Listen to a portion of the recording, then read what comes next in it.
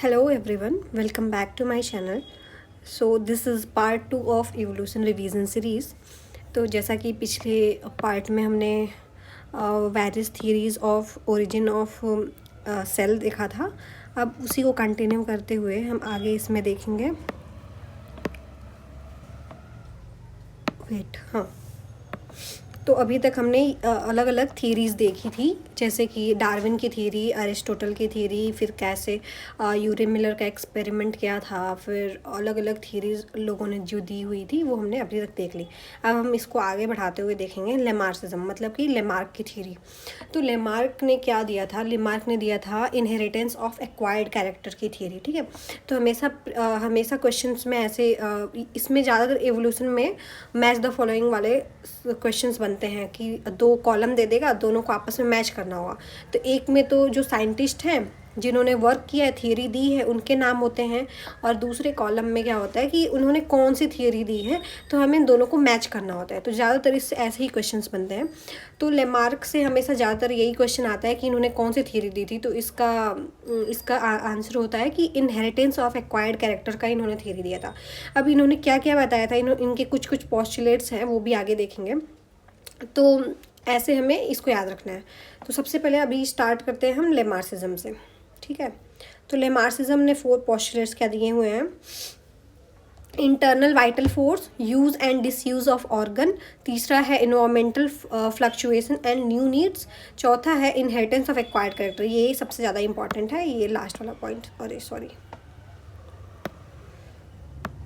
ये पॉइंट सबसे इंपॉर्टेंट है। ठीक है, तो theory of inheritance of acquired character, इसके बारे में हम देखेंगे। तो सबसे पहले क्या है कि एक बुक था फिलॉसफी जूलॉजिक, तो इसमें इन्होंने अपना सारा वर्क पब्लिश किया था। ठीक है, तो इनका जो पहला पोस्टुलेट है इंटरनल वाइटल फोर्स, इसका मतलब होता है विल पावर। ठीक है, मतलब कि जो इंडिविजुअल है उसके अंदर खुद का विल पावर कितना है कि वो आगे कुछ कुछ कैरेक्टर एक्वायर करे, वो नए तरीके से लाइफ स्टार्ट करने की कोशिश करे या कुछ न्यू चेंजेस लाने के लिए आगे बढ़े। जैसे कि जो डक होते हैं, जो वार्डिंग डक थे, इसका एग्जांपल है एक कि ये क्या करते थे, ये ज़्यादातर ये टेरेस्ट्रियल पे रहते थे, मतलब कि ये लैंड पे रहना पसंद करते थे। लेकिन इन्होंने धीरे धीरे क्या किया, खुद को इवॉल्व किया, और वाटर बॉडीज़ जो उनके नियर बाई वाटर बॉडीज़ थी उसमें भी ये धीरे धीरे रहना शुरू किए। तो इस तरह से जो डक है उनके अंदर अलग अलग इवोल्यूशन हुआ, और इस तरह से वो टेरेस्ट्रियल और एक्वेटिक दोनों ही जगह पे सर्वाइव कर पाए। तो ये होता है इंटरनल वाइटल फोर्स, मतलब वो खुद डिसाइड करे कि उनको क्या करना है, क्या चेंजेस लाने हैं। अब दूसरा है use and disuse of organ. इसमें क्या होता है कि जो ऑर्गेनिजम्स होते हैं वो कुछ ऑर्गन्स को बहुत ज़्यादा यूज़ करते हैं और कुछ को बहुत ही कम यूज़ करते हैं। तो इसके वजह से क्या होता है कि जो सबसे कम यूज़ होने वाला ऑर्गन है वो धीरे धीरे ख़त्म होने लगता है, मतलब टाइम के साथ साथ, और हाईली यूज्ड जो ऑर्गन्स होते हैं उनमें इवोल्यूशन देखने को मिलता है। इसमें इन्होंने जिराफ के बारे में बताया था। जिराफ के बारे में ये बताया था कि जैसे इन्वायरमेंट में फूड लिमिटेड था, तो जो जिराफ थे उनको जो पेड़ से जो फ्रूट्स थे उनको तोड़ के खाना पड़ता था। तो धीरे धीरे फ्रूट्स नीचे के ख़त्म होते गए। अब ऊपर वाले पेड़ के ऊपर वाले स्ट्रेटा था, उधर की तरफ जो फ्रूट थे वो वहाँ तक उनकी नेक नहीं पहुँच पा रहे थे, क्योंकि उनका जो नेक था वो उसका लेंथ कम था। फिर क्या हुआ कि जब धीरे धीरे ऐसा इवोल्यूशन हुआ कि फूड को पाने के लिए उन्होंने अपनी गर्दन को ऊंचा उठाना शुरू किया। तो आगे इवोल्यूशन में ये देखा गया कि मतलब इन्होंने लेमार्क ने बताया कि ये एक एक्वायर्ड कैरेक्टर है जो ये ऑर्गेनिज्म अपने लाइफ टाइम में खुद एक्सपीरियंस करता है, और ये इसको पास करता है अगले जनरेशन में। अब इसको आगे कैसे इसको डिसअप्रूव भी किया गया था, ये सब हम आगे देखेंगे। तो ये था इनका use and disuse of organ. अब environmental fluctuation and new need. अब इस वाले में वही था कि जो जैसे एक्वाटिक डक है, अगर डक को पानी में जाना है तो उनके इन्वायरमेंट का फ्लक्चुएशन हुआ ना, उसको वाटर में जाना पड़ा, वो टेरेस्ट्रियल में रहने वाला ऑर्गेनिज्म था। तो न्यू नीड इसमें ऐसा आया कि अब जैसे कि डक है, डक को वाटर में जाना पड़ा, तो ये जो डक इनके पैर थे उनके बीच में वेब का फॉर्मेशन हो गया, जिससे वो पानी पे रह सके। तो इस तरह से ये वेब का इवोल्यूशन हुआ देखने को मिला। ऐसे ही जिराफ का नेक जो था वो लंबा हो गया। फिश जो थी उनको वाटर में स्विम करने के लिए उनका बॉडी स्ट्रक्चर फ्लैट हो गया। ऐसे ही अलग अलग इसके एग्जाम्पल हैं। अब चौथा जो इनहेरिटेंस ऑफ एक्वायर्ड कैरेक्टर है, इसमें वही है कि जो धीरे धीरे वेरिएशन हुआ है वो एक्वायर किया जाए और फिर वो नेक्स्ट जनरेशन में पास किया जाए। This will finally lead to the evolution of new species. During the course of evolution organisms body complexity has increased. ठीक है, तो ये हो गया लामार्क्सिज्म। अब हम आगे देखेंगे डार्विनिज्म। तो डार्विनिज्म ने 4 पोस्टुलेट, इनके भी बेसिक पोस्टुलेट्स हैं। इन्होंने क्या बताया था कि ओरिजिन ऑफ स्पीसीज़ के बारे में तो इन्होंने पहले बताया कि जो 2 अलग अलग स्पीसीज़ हैं वो कहीं एक पॉइंट पे उनका सेम एंसेस्टर रहा होगा।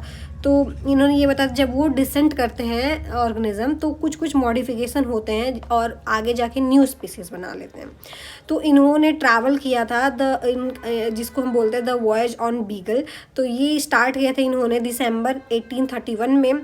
The voyage lasted for 5 years. 5 years तक इन्होंने ये ट्रैवलिंग की थी और ही described his observation in his book naturalist voyage around the world. ठीक है, a living laboratory of evolution. इन्होंने बोला था कि वहाँ पे जो गैलापेगस आइलैंड है वो एक लिविंग लेबोरेटरी है इवोल्यूशन का। तो इनके बेसिक पोस्टुलेट्स देख लेते हैं। पहला है ओवर प्रोडक्शन और रैपिड मल्टीप्लिकेशन। दूसरा है स्ट्रगल फॉर एग्जिस्टेंस। तीसरा है natural selection and survival of the fittest. चौथा है ओरिजिन ऑफ न्यू स्पीसीज। तो जो सबसे पहला वाला है ओवर प्रोडक्शन और रैपिड मल्टीप्लिकेशन, ये क्या है कि जैसे कि like humans, every species produces many offsprings during the reproduction। तो जो भी organisms होते हैं वो क्या करते हैं, multiple number of offspring produce करते हैं ताकि उनके सर्वाइवल के चांसेस बढ़ सके। तो ये हो गया ओवर प्रोडक्शन वाला पॉइंट। क्योंकि यहाँ पे रिसोर्स लिमिटेड है, स्पेस लिमिटेड है, तो यहाँ पे इन्वायरमेंट में एक कंपटीशन आ जाता है जिससे सर्वाइव करने के लिए ऑर्गेनिज्म को बेटर होना पड़ेगा। तो अगर मल्टीपल ऑफस्प्रिंग्स होंगे तो सर्वाइवल के चांसेस वहाँ पे बढ़ जाते हैं। अब स्ट्रगल फॉर एग्जिस्टेंट आता है दूसरा। तो इसमें क्या होता है, 3 तरह का स्ट्रगल होता है। पहला तो इंटर स्पेसिफिक स्ट्रगल, दूसरा इंट्रा स्पेसिफिक स्ट्रगल और तीसरा होता है इन्वायरमेंटल स्ट्रगल। इंटर स्पेसिफिक मतलब कि आपस में ही स्पीसीज़ के अंदर जो स्ट्रगल होगा, पहले तो वो आपस में ही लड़ाई करेंगे वहाँ पे सरवाइव करने के लिए।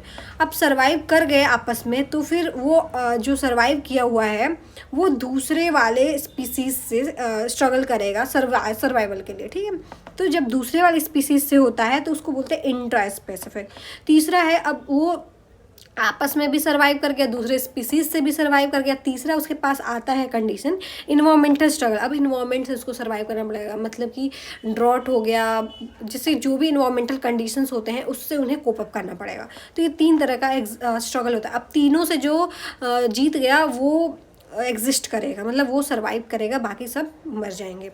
तो all individuals may not survive, the individual retain survive is known as the fittest individual. तो इसी को डार्विन ने बोला था कि सर्वाइवल फॉर द फिटेस्ट, मतलब डार्विन का जो फिटेस्ट है इसी का मतलब ये है कि तीनों जब स्ट्रगल से सर्वाइव कर जाता है तो वो फिटेस्ट इंडिविजुअल बन जाता है और उसका नेचुरल सिलेक्शन हो जाएगा। तीसरा है natural selection and survival of the fittest. अब ये क्या है कि जो नेचुरल सिलेक्शन है उसको हम रिलेटिव सर्वाइवल के तरह से कंपेयर करते हैं, मतलब कि रिलेटिवली सर्वाइव जो ज़्यादा कर पाए वही नेचुरली सिलेक्ट होगा और रिलेटिवली जिसका रिप्रोडक्शन रेट हाई होगा वो ज़्यादातर नेचुरली सिलेक्ट होता है। अब रिलेटिव फिटनेस की इसमें बात करें तो अब जो सर्वाइव कर गया वो सर्वाइवल ऑफ द फिटेस्ट बन जाएगा और उसके अंदर क्या होगा, वेरिएशन हमें देखने को मिलेगा। अब ये वेरिएशन होगा आगे पास होगा, तो इस तरह से वेरिएशन कॉज होते होते इवोल्यूशन होता है और एक नया स्पीसीज़ भी बन जाता है। इसी को हम डार्विनियन फिटनेस भी बोलते हैं। ठीक है। तो अब इंडिविजुअल है, इंडिविजुअल ऑफस्प्रिंग प्रोड्यूस किया, उससे कुछ कुछ सर्वाइव हो गए, वो सर्वाइव होके एडल्ट बने, एडल्ट बन के फिर वो रिप्रोडक्शन करेंगे और ढेर सारे ऑफस्प्रिंग बनाएंगे, उसमें से कुछ सर्वाइव करेंगे, और ऐसे ही धीरे धीरे आगे जाते जाते एक टाइम पे वेरिएशन इतना बढ़ जाता है कि स्पीसीज अलग अलग हो जाती हैं। ठीक है।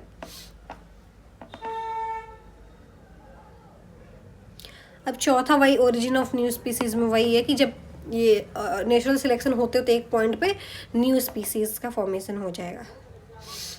अब डार्विन के कुछ कुछ ड्रॉबैक भी थे। इनका ड्रॉबैक था कि Darwin explain about the survival of the fittest but not arrival of the fittest. ये तो बताया था कि सर्वाइवल कैसे होगा फिटेस्ट का, पर वो कैसे आ रहे हैं इसके बारे में उन्होंने कोई जानकारी नहीं दी थी। दूसरा पॉइंट इनका ये था ड्रॉबैक कि natural selection will always lead to decrease in population size. तो दूसरा ड्रॉबैक ये था कि जो इन्होंने नेचुरल सिलेक्शन की थियरी दी थी, इससे ये पता चलता है कि हमेशा पॉपुलेशन घटेगी, लेकिन रियल लाइफ में ऐसा होता नहीं है कि हमेशा पॉपुलेशन घटे।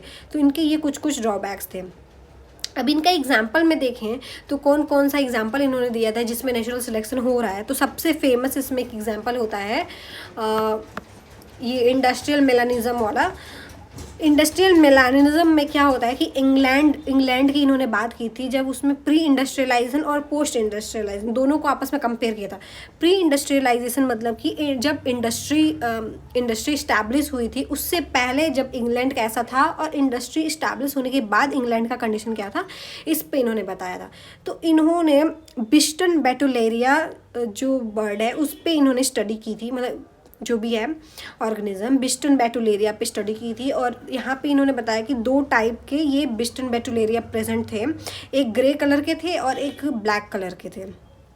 तो इनके प्रीडेटर जो थे, जैसे इंडस्ट्रियलाइजेशन से पहले जो वहाँ पे प्लांट थे उनका कलर वाइटिश टाइप का था, मतलब वाइट येलो टाइप का उनका कलर था।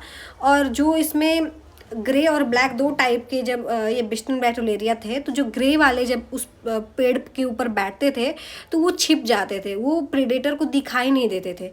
वहीं अगर ब्लैक वाले बैठते थे तो वो क्लियरली विजिबल हो जाते थे, एकदम मतलब अलग सा विजिबल हो जाता था। ब्लैक विजिबल होगा ना, अगर वाइट बैकग्राउंड वाइट है तो ब्लैक उस पर ज़्यादा विजिबल होगा। तो यही सेम कंसेप्ट यहाँ पे लगाया था कि तब ब्लैक वाले ज़्यादा विजिबल होते थे, जो प्रेडेटर थे वो ब्लैक वाले को ज़्यादातर टारगेट करते थे। तो वहाँ पे ब्लैक वाले का हमें पॉपुलेशन कम देखने को मिलता था और ग्रे वाले का पॉपुलेशन ज़्यादा देखने को मिलता था। अब वहीं क्या हुआ कि इंडस्ट्रियलाइजेशन होने के बाद वही जो पेड़ थे उनका कलर धीरे धीरे डार्क होता गया। तो डार्क होने की वजह से जो ब्लैक वाले बिस्टन बेटुलेरिया थे, अब वो क्या कीमोफ्लाज उनका हो जाता था, वो छिप जाते थे ब्लैक बैकग्राउंड में, और ग्रे वाले जो थे वो विजिबल हो जाते थे। तो अब क्या हुआ, एकदम अपोजिट हो गया। जो ग्रे वाले थे प्रेडेटर उनको कंज्यूम करना ज़्यादा स्टार्ट कर दिए, तो उनका पॉपुलेशन अब घटने लगा और ब्लैक वाले का बढ़ने लगा। तो इसको हम नेचुरल सिलेक्शन बोल देते हैं।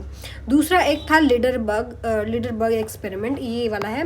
लीडरबर्ग एक्सपेरिमेंट में क्या हुआ कि एक प्लेट रेप्लिका एक्सपेरिमेंट इसको बोलते हैं। इसमें एक प्लेट लिया, इसमें 4 तरह के ऑर्गेनिज्म रखे ABCD, और यहाँ पे 2 में डिवाइड किया कि एक प्लेट पे स्ट्रेप्टोमाइसिन को रखा है, दूसरे प्लेट पे कैनामाइसिन को रखा है।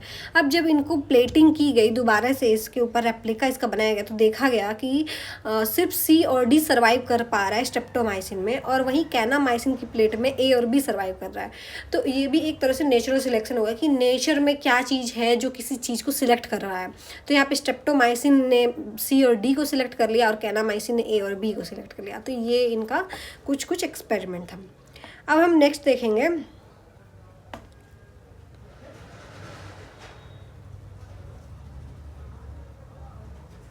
ठीक है। अब आगे देखेंगे mutation, neutral and modern theory of evolution. अब इस पे भी बहुत सारे क्वेश्चन ऑलरेडी आ चुके हैं। तो ये न्यूट्रल थियरी पे अक्सर क्वेश्चन आता ही आता है, म्यूटेशन थियरी पे भी आता है, तो इसको थोड़ा ध्यान से देखेंगे। ठीक है। तो म्यूटेशन थियरी ऑफ इवोल्यूशन ये किसने दिया था? सबसे पहले ये दिया था ह्यूगो डे व्रेज ने इन 1901 में, ठीक है, तो ये याद रखना है आपको। इन्होंने क्या किया था कि नॉर्मल प्लांट इवनिंग प्राइमोस, जो प्लांट है इवनिंग प्राइमोस, इसको लिया था और इसके लगभग 50,000 स्पेसिमेन लिए थे और उनका सेल्फ पॉलिनेशन कराया था। उसके बाद उसका सीड कलेक्ट किया। सीड कलेक्ट करके इन्होंने दो अलग अलग टाइप में डिवाइड किया। एक तो इन्होंने सीड को देखा, ऑब्जर्व किया, और सीड में इनको क्या मिला कि जो नॉर्मल जो पेरेंट प्लांट थे सबसे ज़्यादा सीड उनके जैसा देखने को मिला है, और बहुत ही कम सीड ऐसे हैं जो थोड़े डिफरेंट हैं अपने पेरेंट प्लांट से। तो उन्होंने जो थोड़े अलग जो थोड़े अमाउंट में थे, मतलब माइनॉरिटी में जो प्लांट थे जो डिफरेंट थे, उनको लिया और उनको सेल्फ पॉलिनेशन कराया। फिर वहाँ से इन्होंने देखा फिर दो तरह के सीड मिल रहे हैं। एक तो मेजॉरिटी वाला जो डिफरेंट प्लांट मतलब कि जो अपने पेरेंट की तरह मिल रहा है, और जो माइनॉरिटी वाला मिल रहा है वो फिर थोड़ा सा डिफरेंट मिल रहा है। तो इस तरह से इन्होंने बोला कि अलग अलग जनरेशन में म्यूटेशन धीरे धीरे होता रहता है। तो इन्होंने म्यूटेशन के बारे में क्या बताया कि म्यूटेशन एक सडन चेंज है जेनेटिक मटेरियल में, और इन्होंने टर्म दिया था सॉल्टेशन, ठीक है। तो सॉल्टेशन इन्होंने बताया था कि जब एक स्पीसीज़ है उसमें सॉल्टेशन होता है तो वो स्पीसीज़ बी में कन्वर्ट हो जाता है, और सॉल्टेशन को इन्होंने बोला एक सडन चेंज होता है, और इसको म्यूटेशन इन्होंने नाम दिया, और बताया कि ये जो सॉल्टेशन है वो एक रैंडम और डायरेक्शनल लेस इवेंट है, ठीक है। तो ये था इनका ह्यूगो डे व्रेज का। तो ये भी ध्यान रखना है, कभी कभी ये लाइंस उठा के पूरे दे देती हैं कि ह्यूगो डे व्रेज और डार्विन्स थियरी में क्या रिलेशन है। तो ह्यूगो डे व्रेज का जो थियरी था उसमें क्या था कि जो एवोल्यूशन है वो रिजल्ट होता है म्यूटेशन में, और वहीं डार्विन थियरी में था कि एवोल्यूशन रिजल्टेड फ्रॉम वेरिएशन। तो डार्विन थियरी ने वेरिएशन के बारे में बताया था और ह्यूगो डे व्रेज ने म्यूटेशन के बारे में बताया था। और ह्यूगो डे व्रेज ने बताया कि जो इवोल्यूशन है वो एक सडन चेंज है, वहीं पे डार्विन ने बताया था कि ये एक ग्रेजुअल चेंज है। और ह्यूगो डे व्रेज ने ये भी बताया था कि म्यूटेशन जो है वो एक रैंडम और डायरेक्शनल लेस इवेंट है, जहाँ पे डार्विन ने बोला था कि वेरिएशन एक स्मॉल और डायरेक्शनल इवेंट है, ठीक है। तो ये डिफरेंसेस याद रख रहे हैं। अब आगे देखेंगे neutral theory of molecular evolution, ठीक है। तो मॉलिकुलर इवोल्यूशन में न्यूट्रल थियरी बहुत ही फेमस थियरी है। क्या है? न्यूट्रल थियरी, ठीक है। तो ये न्यूट्रल थियरी दिया था मोटो किमोरू ने। इसका नाम भी याद रखना है क्योंकि ये मैच द फॉलोइंग में पूछ देता है कि कौन सी थियरी किसने दी है। तो न्यूट्रल थियरी दी है मोटो किमोरा ने इन 1968। ईयर आप नहीं याद रखेंगे तो भी चलेगा, लेकिन साइंटिस्ट का नाम और थियरी का नाम याद रखना है। तो न्यूट्रल थियरी दी है मोटो किमोरा ने, ठीक है, इन 1968, ठीक है। अब इन्होंने क्या बताया था कि the theory said that speciation is not due to the selection of advantageous genotype but elimination of deleterious allele and random selection of neutral allele. तो इसका मतलब ये है कि जैसे डार्विन ने क्या बताया कि नेचुरल सिलेक्शन उसका होता है जो बेटर होते हैं, लेकिन ऐसा नहीं था। ये न्यूट्रल थियरी में कि मोटो किमोरी ने बताया कि जो मॉलिक्यूलर इवोल्यूशन की थियरी है उसमें जो स्पीसीज़ अलग अलग बन रहे हैं वो इसलिए नहीं बन रहे हैं कि जो एडवांटेजियस जीनोटाइप है उसको सिलेक्ट किया जा रहा है, बल्कि इसलिए बन रहे हैं कि जो हार्मफुल जीन्स हैं या फिर डिलीटेरियस जीन्स हैं उनको हम हटा रहे हैं, ठीक है। तो इस तरह से हम रैंडम सिलेक्शन कर रहे हैं न्यूट्रल जीन एलील्स की, ठीक है। तो ये बताया था इन्होंने। तो इन्होंने बोला कि मोस्ट म्यूटेशंस और genetic variation at molecular level are neutral और नियरली न्यूट्रल। तो उन्होंने क्या बताया, ज़्यादातर जो म्यूटेशंस होते हैं या फिर वेरिएशंस जो होते हैं एट मॉलिक्यूलर लेवल वो सारे न्यूट्रल होते हैं, ना ही वो एडवांटेजियस जीन को सिलेक्ट करते हैं, ना ही वो डिलीटोरियस को सिलेक्ट करते हैं। वो जीन को सिलेक्ट करते हैं जो न्यूट्रल होता है, ठीक है।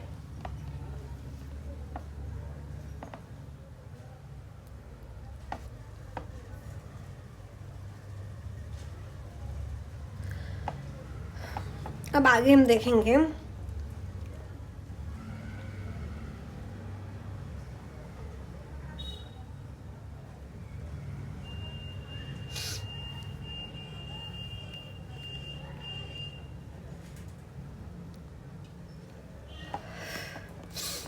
अब इसमें एक चीज़ और इम्पॉर्टेंट है, एक मिनट,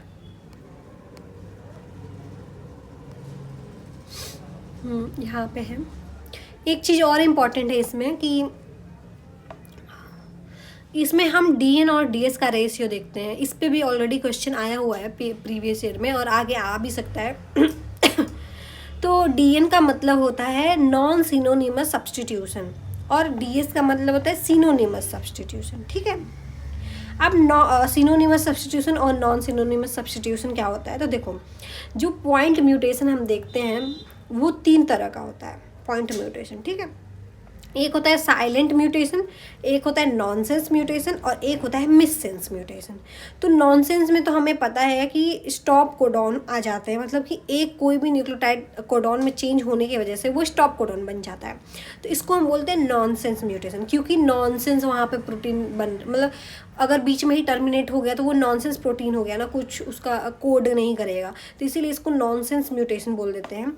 और एक साइलेंट म्यूटेशन, साइलेंट म्यूटेशन ऐसा होता है कि एक कोडॉन के चेंज होने की वजह से जो हमारा अमीनो एसिड कोड कर रहा है उसमें कोई फ़र्क नहीं पड़ता है। ठीक है, जैसे कि क्योंकि हमें पता है कि एक से ज़्यादा कोडॉन कोड करते हैं एक किसी भी अमीनो एसिड को, तो यहाँ पे एक चेंज ऐसा आया जिसकी वजह से अमीनो एसिड के सीक्वेंस में, मतलब अमीनो एसिड जो बन रहा है उसमें कोई डिफरेंस नहीं आया, तो इसको हम बोल देते हैं साइलेंट म्यूटेशन। और यही साइलेंट म्यूटेशन क्या होता है, सिनोनिमस सब्स्टिट्यूशन।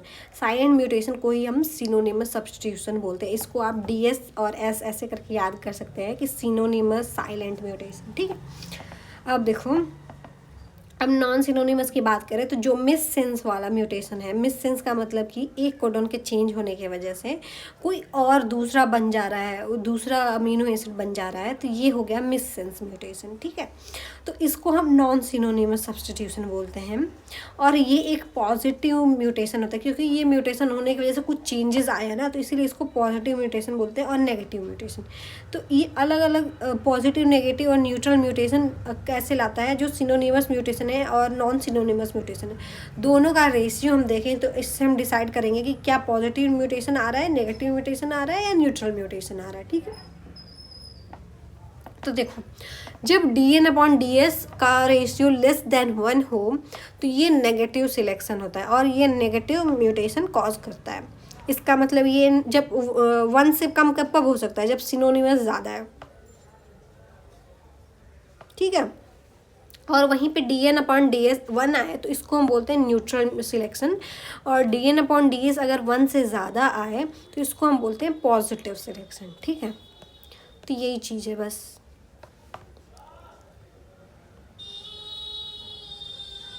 और हम निगेटिव सिलेक्शन को प्यूरिफाइंग सिलेक्शन भी बोलते हैं। इसको हम क्या बोलते हैं, प्यूरिफाइंग सिलेक्शन।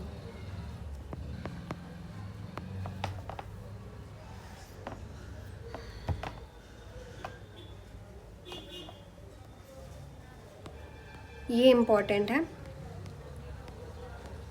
ठीक है, अब आगे बढ़ते हैं। आगे एक चीज़ आता है जेनेटिक हिचिकिंग।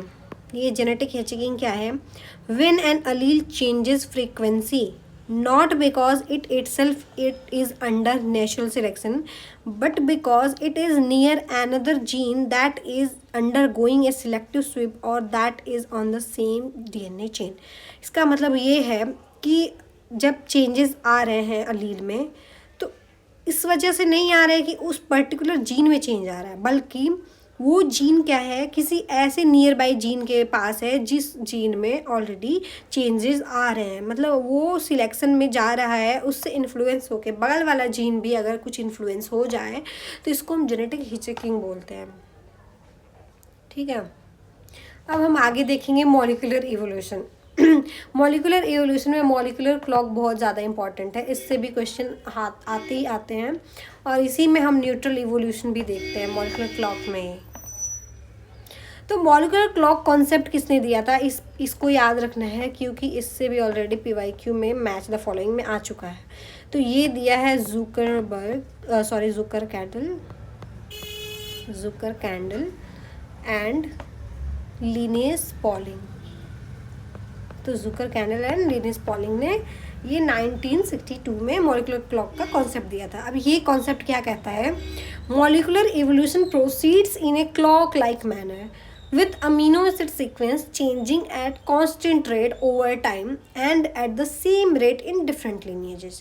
ठीक है, तो ये एक क्लॉक लाइक मैनर में जब इवोल्यूशन होता है तो उसको मॉलिक्यूलर क्लॉक कंसेप्ट बोलेंगे। इसमें क्या है कि जो अमीनो एसिड है उसका चेंज जो होगा वो एक सीक्वेंस में होगा और कांस्टेंट रेट पे होगा ओवर टाइम के साथ साथ एक कांस्टेंट रेट पे चेंज हो रहा है और उसके जो डिफरेंट लीनिएजेस हैं उनमें भी सेम तरीके से चेंज हो रहा है, तो इसको हम बोलते हैं मॉलिक्यूलर क्लॉक कॉन्सेप्ट। ठीक है, अब इसमें एक क्वेश्चन आया था कि the molecular clock hypothesis used for establishing phylogenetic relationship based on. अब मॉलिक्यूलर क्लॉक जो हाइपोथेसिस है जिसमें हम फाइलोजेनेटिक रिलेशनशिप इस्टेब्लिश करते हैं ये किस बेसिस पे है, तो इसमें ऑप्शंस थे neutral selection, neutral evolution, natural selection, parallel evolution, को एवोल्यूशन, ये 4 है। तो इसका राइट आंसर होता है न्यूट्रल इवोल्यूशन। ठीक है, अब दूसरा क्वेश्चन एक और था, what is basic assumption for using molecular clock for estimation of molecular evolution. अब इस क्वेश्चन में क्या पूछ रहा है कि बेसिक अजम्पशन क्या है कि हम मॉलिक्यूलर क्लॉक को यूज़ करते हैं मॉलिक्यूलर इवोल्यूशन का पता लगाने के लिए। तो इसका बेसिक कॉन्सेप्ट होता है कि rate of neutral mutation is constant over time. तो हमेशा हमें ध्यान रखना है कि जो मॉलिक्यूलर क्लॉक है उसमें जो भी इवोल्यूशनरी चेंजेस आ रहे हैं वो कांस्टेंट है ओवर टाइम। ठीक है, अब हम आगे देखेंगे modern theory of evolution. Modern theory of evolution, ठीक है, जिसको हम नियो डार्विनिज्म भी बोलते हैं। इसके 6 पोस्टुलेट्स हैं। ठीक है,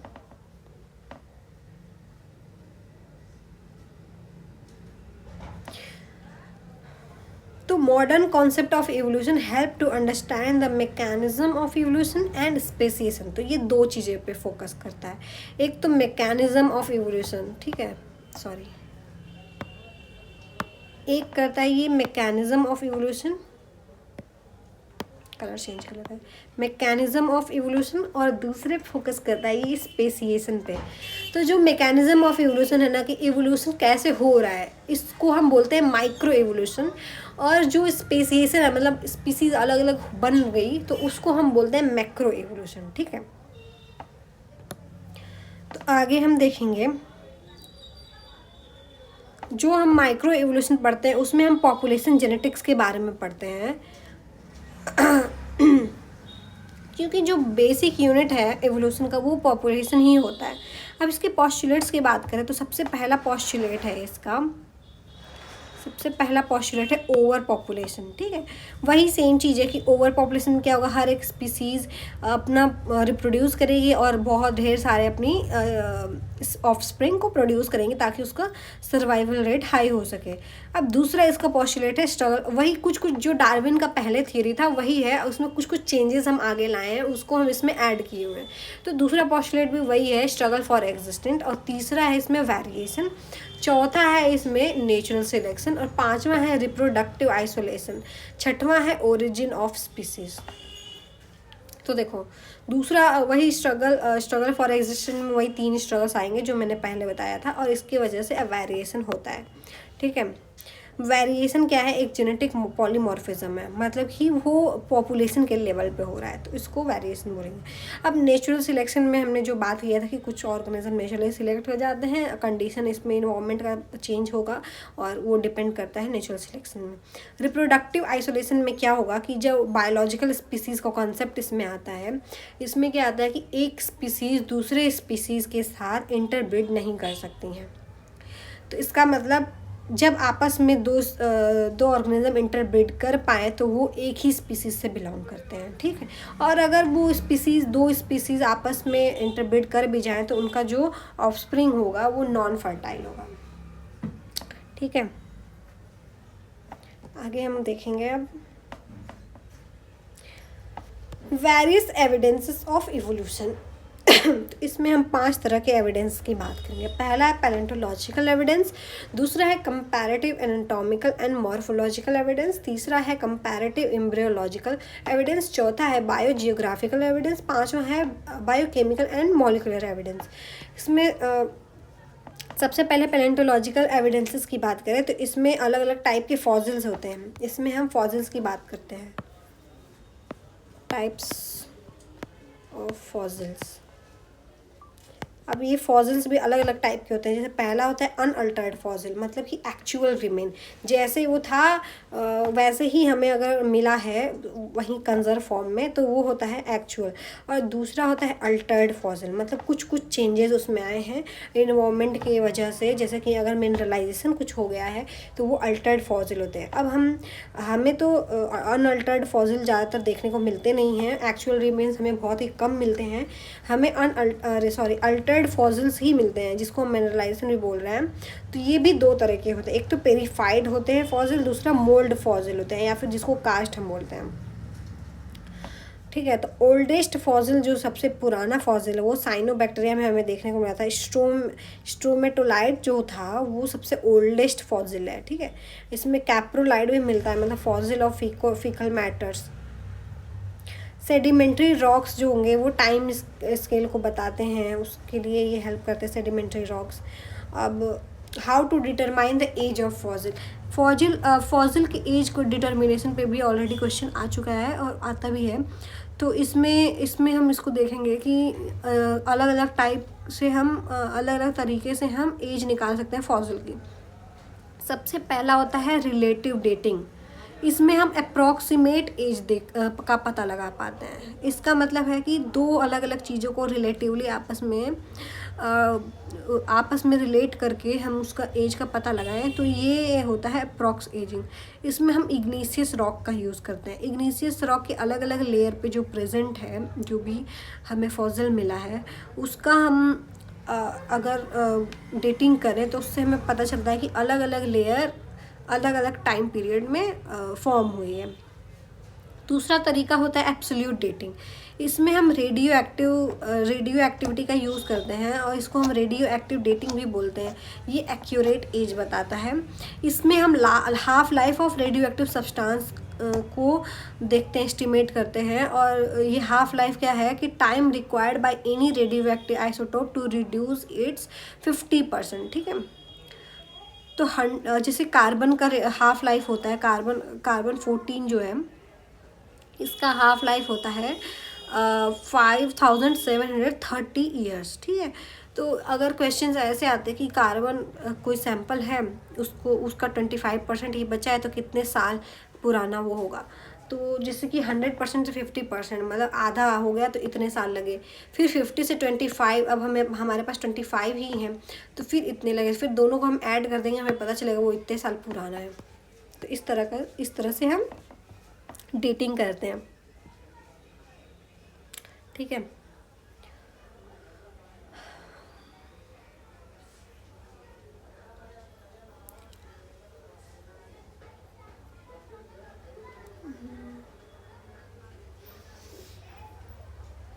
अब हम दूसरा देखेंगे comparative anatomical and morphological evidences.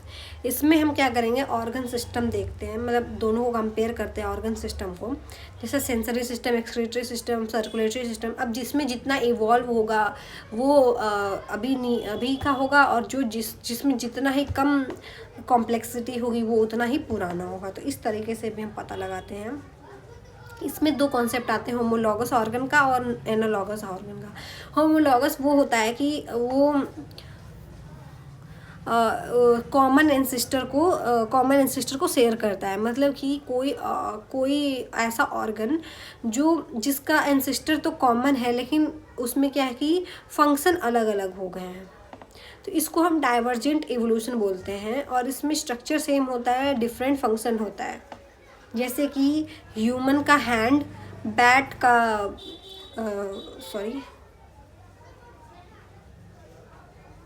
का विंग, लायन का जो लेग है दौड़ने वाला, ऐसे ही अलग अलग हम देखें तो इसका अलग अलग फंक्शन होता है। वेल का हम फ्लिपर देखते हैं इसमें। तो इसमें क्वेश्चन आता है कि कौन से दो, जैसे कि ये मैच करके दे देगा, आपको बताना होगा कि इनकरेक्ट कौन सा मैच है, मतलब होमोलॉगस ऑर्गन का दे देगा कि दो दो पेयर में देगा और बोलेगा कौन से होमोलॉगस ऑर्गन इसमें नहीं है, मतलब इनकरेक्ट मैच कौन सा है।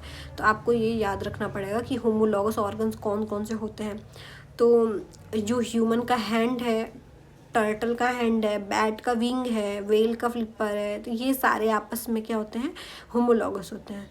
तो होमोलॉजी इन इंसेक्ट माउथ पार्ट देखने को मिलता है, इंसेक्ट के लेग में होमोलॉजी देखने को मिलता है। अब ये एक क्वेश्चन आता है कि thorn of bougainvillea and tendril of Cucurbita, ठीक है। तो ये जो थॉर्न है बोगनविलिया का और जो टेंड्रिल है कुकुरबिटा का, ये दोनों ही कॉमन एंसेस्टर्स हैं, लेकिन दोनों के फंक्शन अलग हो गए हैं। एक टेंड्रिल बन गया है और एक थॉर्न बन गया है, तो ये भी याद रखना है, ये एग्जाम्पल याद रखना है।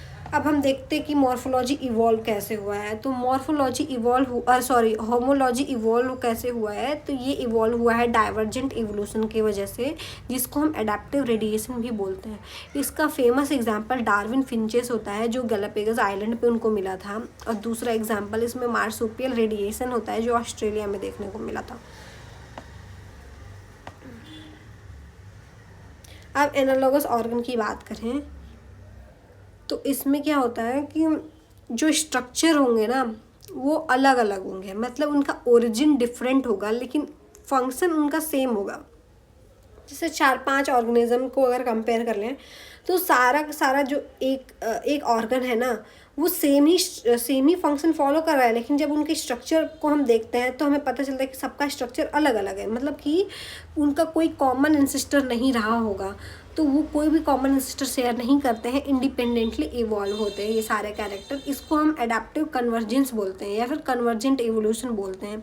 इसमें आता है कि इंसेक्ट का जो इंसेक्ट है, बैट है, बर्ड है, इन सब का जो विंग है वो उड़ने के काम आता है, लेकिन सबका स्ट्रक्चर जब देखते हैं तो अलग अलग होता है। तो इसका एग्जाम्पल भी याद रखना है। इसमें आता है एग्जाम्पल में इसके streamline body in aquatic animal. जो एक्वेटिक एनिमल होते हैं जो उसमें स्ट्रीमलाइन बॉडी होता है ना, वो एनालॉगस स्ट्रक्चर है, क्योंकि डॉल्फिन और अदर फिशेस को देखें तो सबका स्ट्रक्चर तो स्ट्रक्चरल बोल रही, सबका फंक्शन तो सेम है कि स्ट्रीमलाइन बॉडी है वो तैरने के काम आ रहा है, लेकिन जब उनका स्ट्रक्चर देखते हैं तो अलग अलग वो ओरिजिन के होते हैं।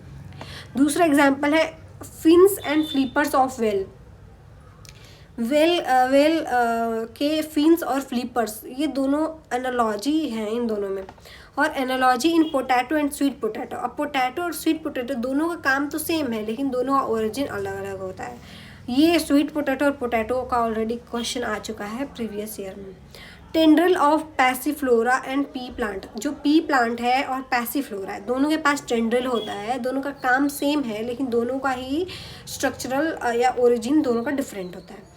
Eyes in octopus and human. अब आइज़ जो ऑक्टोपस और ह्यूमन में तो दोनों देखने के काम में आते हैं, लेकिन दोनों का ओरिजिन अलग अलग होता है। एक और एग्जाम्पल है फाइलोड और phylloclade of Opuntia and cladode of Ruscus और स्पैरागस। तो जो अपोन्सिया का फाइलोड या फाइलोक्लेड है और जो क्लेडोड है रस्कस या एस्पैरागस का, ये दोनों आपस में एनालॉगस स्ट्रक्चर्स हैं। अब एनालॉगस स्ट्रक्चर कैसे इन्वॉल्व हुए हैं, ये एडाप्टिव कन्वर्जेंस या फिर कन्वर्जेंट इवोल्यूशन की वजह से इवॉल्व हुए हैं, या कुछ इन्वायरमेंट में चेंज आता है तो उसके वजह से भी ये हो जाते हैं। अब इसमें चौथा चीज़ आता है वेस्टिजियल ऑर्गन। वेस्टिजियल ऑर्गन ऐसे होते हैं कि नॉन फंक्शनल ऑर्गन होते हैं जो कभी इंसिस्टर में फंक्शनल रहे होंगे। तो इस पे ज़्यादा कुछ क्वेश्चन नहीं आता, इसको स्किप करते हैं। अब एटविज्म क्या होता है, reversal of ancestral condition character. कुछ ऐसे कैरेक्टर्स जो एंसेस्टर्स में थे और अभी रीअपीयर दोबारा हो गए हैं, ठीक है। तो जैसे इसमें अपीयरेंस ऑफ अगर टेल दोबारा हमारे अंदर आ जाए तो वो एक एटविज्म हो जाएगा। हाइपर ट्राइकोसिस होता है, वो भी एटविज्म है। और ओवरग्रोन कैनाइन टीथ, जैसे कि जो हमारे एंसेस्टर्स थे उनके में कैनाइन जो टीथ था वो काफ़ी इवॉल्व, काफ़ी वो उसमें ग्रोथ ज़्यादा होती थी, वो काफ़ी लंबे लंबे थे, क्योंकि उस टाइम पे वो मीट ज़्यादा खाते थे। और अब वो छोटे हो गए हैं, लेकिन अगर दोबारा से ओवर ग्रोथ हो जाए तो इसको हम एटविज्म बोलेंगे। अब देखेंगे कि divergent evolution, convergent evolution, parallel evolution और को एवोल्यूशन। इसमें क्या होता है कि डाइवर्जेंट एवोल्यूशन में कोई एक कॉमन एंसेस्टर होता है, वहाँ से दो अलग अलग स्पीसीज इवॉल्व होते हैं अलग अलग डायरेक्शन में। कन्वर्जेंट में होता है कि अलग अलग एंसेस्टर्स होते हैं, मतलब अलग अलग कहीं से वो आते हैं, ओरिजिन उनका अलग होता है और एक फंक्शन की वजह से वो सेम एक जगह कन्वर्ज हो जाते हैं। तीसरा पैरेलल इवोल्यूशन ये होता है कि एक स्पीसीज़ है, वहाँ से दो अलग अलग स्पीसीज़ बनी लेकिन दोनों ही पैरेलली इवॉल्व कर रही हैं। को इवोल्यूशन मतलब दो स्पीसीज़ साथ में इवॉल्व हो रही है, तो मतलब कि एक दूसरे पर डिपेंडेंट होके, तो इसको को इवोल्यूशन बोलेंगे। अब बिहेवियर में आते हैं। बिहेवियर से बहुत ज़्यादा क्वेश्चन आता है। तो बिहेवियर क्या है कि organised and integrated pattern of event performed by the animals in response to environment stimulus, इसको हम बिहेवियर बोलेंगे। अब इथेलॉजी क्या होता है, जिसको हम स्टडी करते हैं बिहेवियर की, तो ये इसके फादर हैं चार्ल्स विट्समन। इनको नोबेल प्राइज़ भी मिला हुआ है इन 1973। तो इन्होंने तीन चीज़ें क्या इसमें तीन क्या इन्वॉल्व है, कोनार्ड लॉरेंज, निको टिनबर्गन, कॉल वॉन फीसर। इन्होंने कोनार्ड लॉरेंस जो था, इन्होंने गूज पे काम किया था, जो बर्ड्स हैं, और ये निको ने बोला था फिश का जो स्टिक बैक है उस पे काम किया था, और कॉल वॉन फ्रिस ने हनी बी पे काम किया था, मतलब ऑर्थोपोडा पे काम किया था।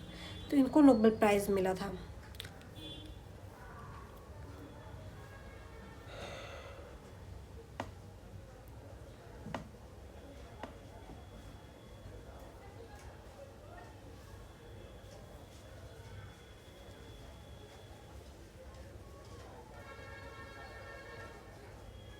अब हम आगे पढ़ते हैं कॉज ऑफ बिहेवियर। बिहेवियर का कारण क्या है, ठीक है।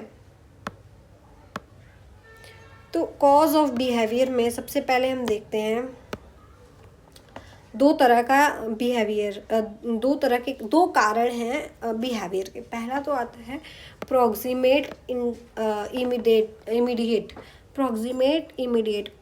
प्रॉक्सिमेट कॉज, जिसमें इमीडिएट कॉज होता है, मतलब बिहेवियर में तुरंत चेंज देखने को मिलेगा। दूसरा होता है अल्टीमेट कॉज, क्या है कि इसमें इवोल्यूशनरी चेंजेस देखने को मिलेगा, उसकी वजह से बिहेवियर में चेंज आएगा।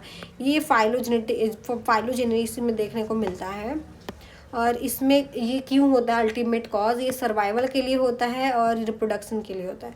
वहीं हम प्रॉक्सिमेट मतलब तुरंत जो चेंज आ रहा है, इमीडिएट चेंज, वो किस वजह से आता है, उसमें डेवलपमेंट में चेंज आता है और कॉजेशन में चेंज आता है, मतलब कि न्यूरोफिजियोलॉजी इसमें इन्वॉल्व होती है।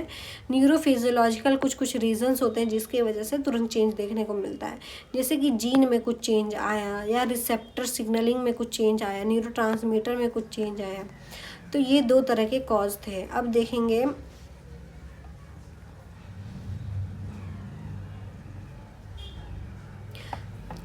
हम थ्री फेसेस किस चीज़ के, मूड के। जैसे मोटिवेशन क्या है कि ये फिजियोलॉजिकल डिपेंडेंट एक प्रोसेस है, इसमें मूड और जो होगा वो चेंज होता रहता है to perform a certain behaviour, किसी बिहेवियर को परफॉर्म करने के लिए। तो इसमें भी तीन फेज आते हैं। पहला तो सर्च ऑफ गोल, पहले तो गोल को सर्च करना है कि हमारा गोल क्या है। दूसरा है orientation around the goal and achieving, मतलब उस गोल की तरफ हम अपना काम जो कर रहे हैं वो। और तीसरा आता है क्वोशेंट पीरियड, जिसको हम रिफ्रैक्टरी बिहेवियर भी बोलते हैं। अब इसी तरह से टाइप्स ऑफ बिहेवियर देखें तो बिहेवियर कितने तरह के होते हैं। बिहेवियर यहाँ पे दो तरह के होते हैं। एक तो इनबॉर्न, जिसको इनट बिहेवियर बोलते हैं, मतलब पैदा होने के साथ साथ जो हमें बिहेवियर मिला हुआ है वो बिहेवियर होता है। दूसरा हम जो अपने लाइफ में एक्सपीरियंस करते हैं, लर्न करते हैं, वो एक्वायर्ड बिहेवियर होता है, ठीक है। तो जो हमें इनट मिला है उसको हम बोलते हैं कॉर्सिव बिहेवियर। इसमें जैसे स्पाइडर वेब बना रहा है, वो वेब बनाने वाला जो उसके अंदर बिहेवियर है ना, वो इनबॉर्न है, उसको कोई सिखा नहीं रहा है कि तुमको वेब बनाना है।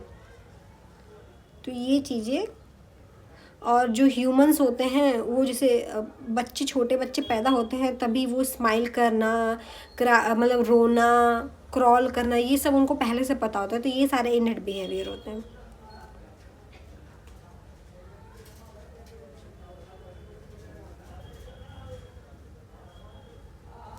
अब आगे हम एनिमल बिहेवियर में देखेंगे।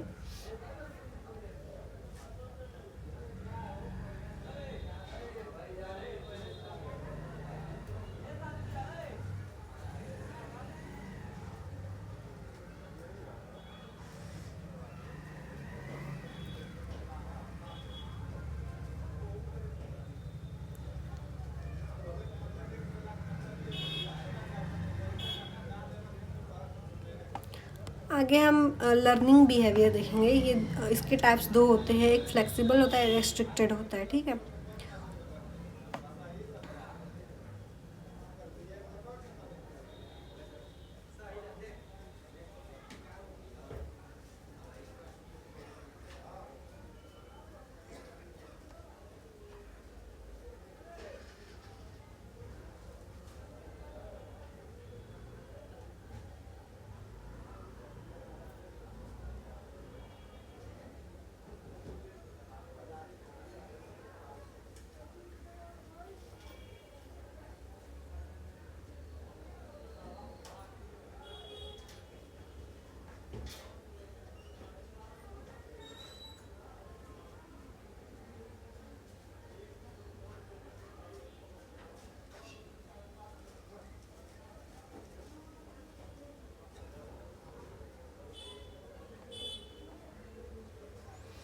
तो लर्निंग बिहेवियर में हम सबसे पहले देखेंगे लर्निंग क्या है। तो learning is process by which an activity originates और changes through reacting to an encounter situation. मतलब हम किस चीज़ को लर्न कर रहे हैं तो हमें ये पता चल रहा है कि ये पर्टिकुलर सिचुएशन के ऊपर कैसे रिएक्ट करना है।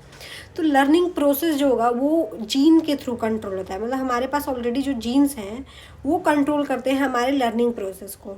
और जो लर्नड प्रोसेस है वो जेनेटिकली ट्रांसफ़र नहीं होते हैं। मतलब जो हम अपने लाइफ में सीख रहे हैं चीज़ें वो जेनेटिकली ट्रांसफ़र नहीं होता है। ये एक लॉन्ग लास्टिंग एक्सपीरियंस के वजह से हम सीखते हैं और ये हमारे ब्रेन में चेंजेस लाता है, जिससे जिससे हमें रिवॉर्ड मिलता है या फिर पनिशमेंट मिलता है वो ब्रेन के थ्रू। मतलब अच्छा अगर लर्निंग है तो उससे हमें रिवॉर्ड मिलेगा, बुरा है तो फिर पनिशमेंट मिलेगा, ये चीज़ें होती हैं। ठीक है, अब ये दो तरह के होता है, एक तो होता है फ्लेक्सिबल, दूसरा होता है रेस्ट्रिक्टेड। फ्लेक्सिबल में आता है habituation, classical conditioning, operant, latent और डिस्क्रिमिनेशन। ठीक है, और रेस्ट्रिक्टेड में आता है imprinting, reasoning and insights. Flexible learning में जो हैबिचुएशन है वो सबसे सिंपलेस्ट फॉर्म है लर्निंग बिहेवियर का। तो इसमें हम ग्रेजुअली क्या करते हैं कि रिस्पॉन्स हमारा फेड होता जाता है, ग्रेजुअल फेडिंग ऑफ रेस्पॉन्स। अब एनिमल जो भी प्रेजेंट हैं उनको पहले से कैसे पता होता है क्या करना है हमें, क्या नहीं करना है। तो ये पहले से नहीं पता होता, ये वो धीरे धीरे सीखते हैं। ठीक है,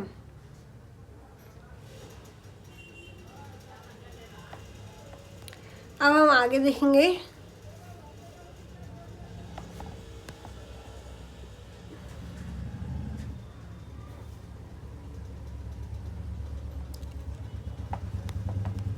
अब क्लासिकल कंडीशनिंग की बात करें तो इस पे क्वेश्चन आता है, ये क्लासिकल कंडीशनिंग के ऊपर। इसमें क्या आता है कि हम इसमें रिफ्लेक्स चेक करते हैं। इस पे ऑलरेडी क्वेश्चन आ भी चुका है। इसमें दो तरह का रिफ्लेक्स होता है, एक तो सिंपल रिफ्लेक्स होता है और दूसरा होता है कंडीशन रिफ्लेक्स।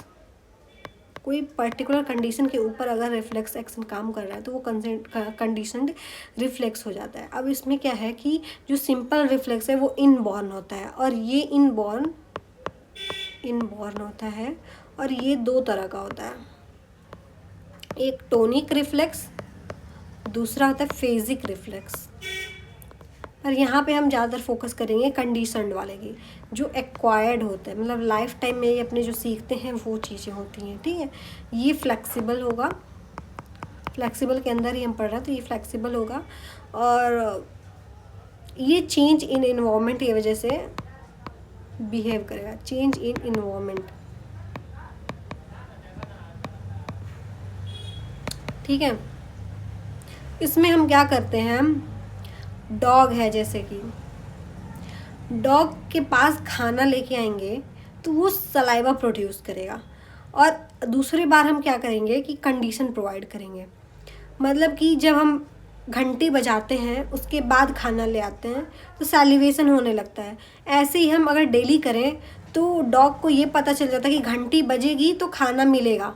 तो जब हम इस पे टेस्ट करते हैं तो हमें ये देखने को मिलता है कि हम घंटी बजाते हैं तो सैलिवेशन स्टार्ट हो जाता है, भले ही खाना अभी हम नहीं लाए हुए हैं, विदाउट फूड भी उसमें सैलिवेशन देखने को मिलता है। तो ये कंडीशन रिफ्लेक्स है कि एक पर्टिकुलर कंडीशन को हमारा ब्रेन वो कर लिया है, रिसीव कर लिया कि हाँ घंटी बजी, तो उसको एक कंडीशन मिल गया कि घंटी बजते ही फूड आता है तो हमें सलाइवा प्रोड्यूस करना है। तो ये हो जाता है क्लासिकल कंडीशनिंग का एग्जाम्पल।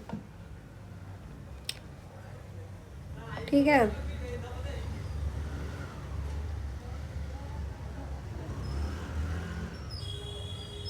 अब ऑपरेंट लर्निंग की बात करें तो इसमें हम क्या करते हैं कि हम ट्रायल एंड एरर करते हैं। मतलब हम ट्राई करते रहते हैं, कुछ कुछ एरर होते रहते हैं, और हर ट्रायल के साथ साथ हम एरर कम करने की कोशिश करते हैं। इस तरह से हम लास्ट में सीख जाते हैं कि हाँ कैसे सही तरीके से करना है। तो इसमें हम कीप एलिमिनेटिंग एरर्स करते रहेंगे। तो इस तरह से ये वाली लर्निंग ऑपरेंट लर्निंग होती है। अब डिस्क्रिमिनेशन लर्निंग में हम दो चीज़ों को डिस्क्रिमिनेट करना सीख जाएंगे।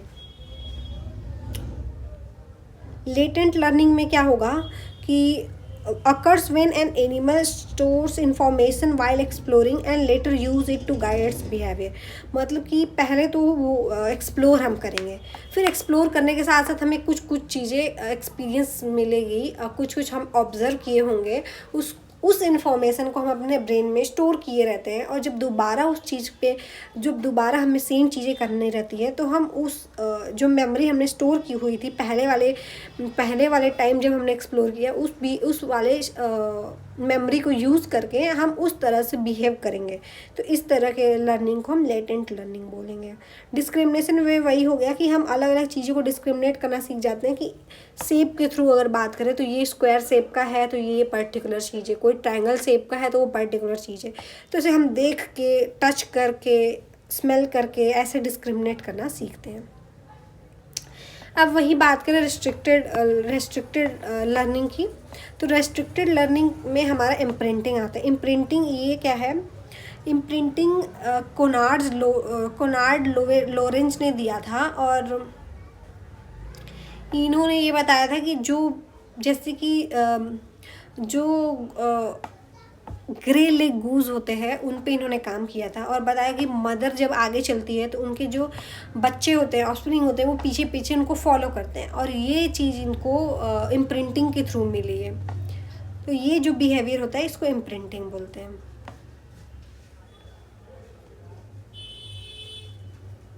रीजनिंग इंसाइट्स वही हो गया कि हम खुद से जो सीखते हैं, जो रीजनिंग वगैरह करते हैं, इंटेलिजेंट इसमें थिंकिंग प्रोसेस आता है, ये सारी चीज़ें आती हैं रेस्ट्रिक्टेड लर्निंग बिहेवियर में। आगे हम देखेंगे सोशल बिहेवियर। सोशल बिहेवियर में हम बात करेंगे अल्ट्रुइज्म, इओसियलिटी, कोऑपरेशन, रेसिप्रोकल, सेल्फनेसनेस, स्पाइट, ये सारी चीज़ें के बारे में। इस पर ऑलरेडी क्वेश्चन आया हुआ है तो इसको थोड़ा ध्यान देना है। इसमें अल्ट्रुइज्म बहुत इंपॉर्टेंट है।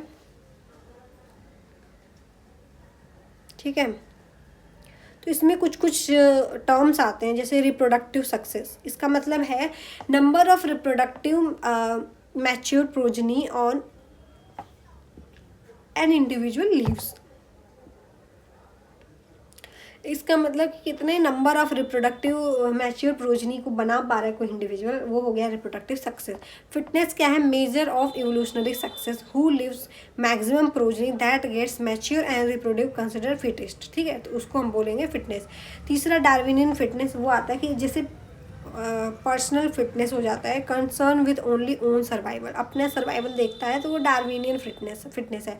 चौथा आता है इंक्लूसिव फिटनेस। इंक्लूसिव फिटनेस क्या होता है? If own fitness influence on fitness of its offspring और रिलेटेड मेम्बर्स, मतलब कि अपने फिटनेस को रिस्क पे रख के अपने रिलेटिव या फिर अपने ऑफस्प्रिंग मेंबर का फिटनेस बढ़ाने को हम इंक्लूसिव फिटनेस बोलते हैं। इसमें किन सिलेक्शन एक टर्म आ रहा है, इसका मतलब होता है कि selection of gene due to one और more individual favouring the survival and reproduction of relatives who passes the genes. तो ये जो जीन पास करते हैं ना हम अपने ऑफस्प्रिंग में, वो क्या करता है कि जो सिलेक्शन होगा, सिलेक्शन ऑफ जीन होगा सर्वाइवल के लिए, उसको बढ़ाएगा। इस तरह के सिलेक्शन को किन सिलेक्शन बोलते हैं। डायरेक्ट फिटनेस क्या होता है कि mother who sacrifice her life to save her children is actually altruistic. तो इसी को हम एल्ट्रुइज्म बोल रहे हैं कि अपने लाइफ को सैक्रिफाइस करके अपने ऑफस्प्रिंग को या अपने रिलेटिव्स की लाइफ को बचाने को हम एल्ट्रुइज्म बोलते हैं। और इसी में ये डायरेक्ट फिटनेस तब आता है जब मदर अपने बच्चे को बचाती है, तो वो डायरेक्ट फिटनेस है। और इनडायरेक्ट फिटनेस में आता है cooperative hunting of defence, more likely to survive and reproduce than a group of animal than act independently. मतलब कि पूरा एक ग्रुप साथ में मिलके कोऑपरेट करके चले और एक दूसरे के सर्वाइवल रेट को बढ़ाए, तो इस तरह के फिटनेस को बोलते हैं हम इनडायरेक्ट फिटनेस। इसमें कोऑपरेटिव बिहेवियर देखने को मिलता है। तो जो भी बिहेवियर्स होता है वो डिग्री ऑफ रिलेटेडनेस पे डिपेंड करता है। मतलब कोई ऑर्गेनिज्म किसी ऑर्गेनिज्म से कितना ज़्यादा क्लोज है, इस बेसिस पे वो क्या करते हैं, बिहेवियर अपना शो करते हैं। ठीक है, तो कोफिशिएंट ऑफ रिलेटेडनेस जो होता है, जिसको हम आर से शो करते हैं, डिनोट करते हैं।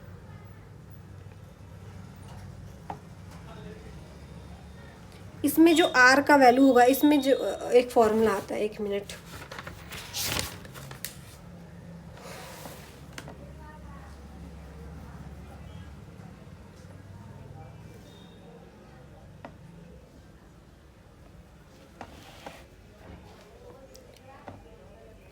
जो इंक्लूसिव फिटनेस अभी हम देख रहे थे यहाँ पे, इंक्लूसिव फिटनेस, ये इंक्लूसिव फिटनेस हैमिल्टन ने दिया था, इसलिए हैमिल्टोनियन रूल इस पे एक अप्लाई होता है।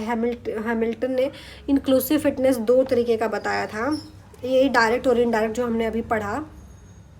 ठीक है, और एक पेज यहाँ ऐड करके बता देते हैं, एक मिनट। ठीक है, तो हम अभी क्या देख रहे हैं, सोशल बिहेवियर। सोशल बिहेवियर में हम बात कर रहे हैं फिटनेस की। ठीक है, तो फिटनेस में एक आता है इंक्लूसिव फिटनेस, हम देख रहे हैं फिटनेस में आता है इंक्लूसिव फिटनेस, जिसमें वही कोऑपरेशन की हम इसमें हम बात कर रहे थे कि एक का फिटनेस दूसरे को इन्फ्लुएंस करता है, इंक्लूसिव फिटनेस। और ये इंक्लूसिव फिटनेस दो तरह का होगा, एक होगा डायरेक्ट फिटनेस जो मदर अपने बच्चे की तरफ दिखाएगी, वो डायरेक्ट फिटनेस आता है। और दूसरा इनडायरेक्ट आता है कि जो हम अपने रिलेटिव्स की तरफ दिखाएंगे, इनडायरेक्ट फिटनेस। अब देखो, जो इनडायरेक्ट फिटनेस, इसका एक यहाँ पे फॉर्मूला होगा, indirect fitness is equal to direct fitness plus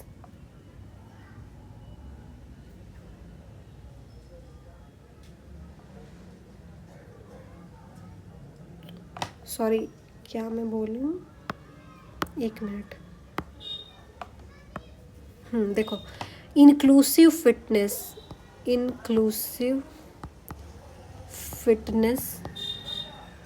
is equal to direct fitness plus indirect fitness. तो इनडायरेक्ट और डायरेक्ट दोनों फिटनेस को मिला के हम इंक्लूसिव फिटनेस बोलेंगे, जिसमें डायरेक्ट फिटनेस में आर की वैल्यू 1/2 होती है, मतलब 0.5, और इनडायरेक्ट फिटनेस में हम आर की वैल्यू 1/4 रखते हैं, मतलब कि 0.25।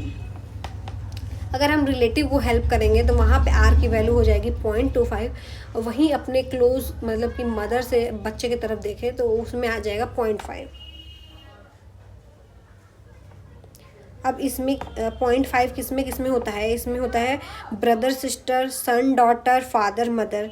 तो ये सब में आता है 0.5 की वैल्यू, क्योंकि ये क्लोज रिलेटिव्स हैं।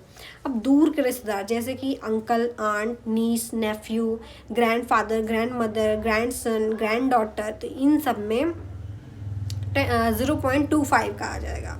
ठीक है। और वहीं कज़िन अगर देखेंगे कज़िन का, तो कज़िन तो और दूर का हो गया, क्योंकि वो अंकल के बच्चे हो गए, तो फिर उसमें और हाफ हो जाता है, तो इसमें 0.125 आ जाता है, जिसको हम 12.5% भी बोल सकते हैं। अब जो सिस्टर्स होंगे आपस में, सिस्टर उनमें आता है 0.75। आइडेंटिकल जो ट्विंस होते हैं, वो भी आइडेंटिकल, इसमें 100% जाता है, तो इसमें 1 होगा आर की वैल्यू। तो ये इम्पॉर्टेंट चीज़ें हैं, क्योंकि इससे रिलेट करके क्वेश्चन आते हैं।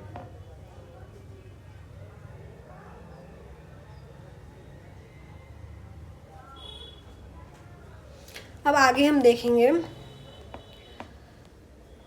कोऑपरेशन, एल्ट्रुइज्म, स्पाइट और सेल्फनेसनेस का आपस में कैसे रिलेशन है। तो इस तरह से एक यहाँ पे स्क्वायर बना के आपस में रिलेशन दिखाते हैं कि समझ लो इधर वाले अगर रेसिपिएंट हैं और इधर वाले परफॉर्मर हैं। परफॉर्मर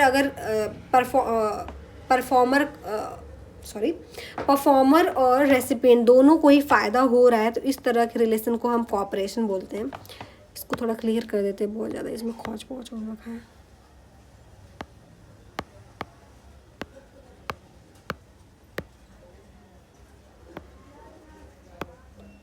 ठीक है, अब सही है, क्लियर दिख रहा है।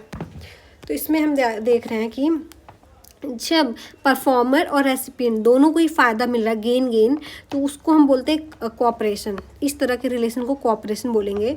और जब परफॉर्मर और रेसिपिएंट दोनों को ही लॉस देखने को मिल रहा है, तो इसको हम स्पाइट बोलेंगे।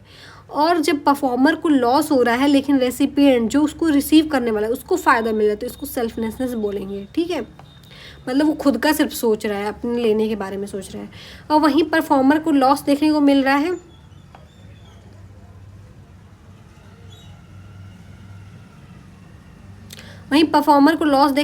है, और रेसिपिएंट को गेन देखने को मिल रहा है, तो वो एल्ट्रुइज्म हो जाएगा।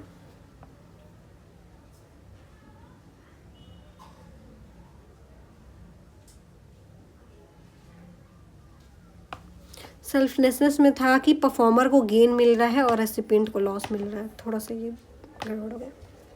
ठीक है, अब एल्ट्रुइज्म होता क्या है कि reduction of personal reproduction and survival in over to favour the reproduction of other related organism is called altruism, very common in close related organism. इसमें वही हैमिल्टोनियन का रूल जो मैंने अभी बताया, हैमिल्टोनियन का रूल अभी मैंने बताया नहीं ना कम्प्लीटली।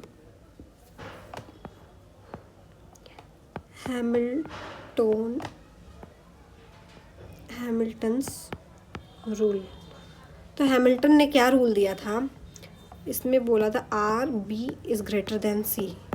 यहाँ पे आर तो वही कोएफिशिएंट ऑफ रिलेटेडनेस हो गया, और मतलब कि how many genes they share, जो दो ऑर्गेनिज्म है वो आपस में कितने जीन शेयर कर रहे हैं, इसके बेसिस पे हम कोएफिशिएंट ऑफ रिलेटेडनेस देखते हैं। बी होता है यहाँ पे बेनिफिट, मतलब जो रेसिपिएंट है उसको कितना बेनिफिट मिल रहा है, और सी होता है कॉस्ट, मतलब कितने कॉस्ट पे वो बेनिफिट मिल रहा है। तो हमेशा बेनिफिट ज़्यादा होना चाहिए विद रिस्पेक्ट टू कॉस्ट, मतलब हम कम चीज़ें लगा रहे हैं, हमें उसमें बेनिफिट ज़्यादा मिल रहा है, तो ये हैमिल्टन का rule. Quantitative measure of predicting when natural selection will favour altruism.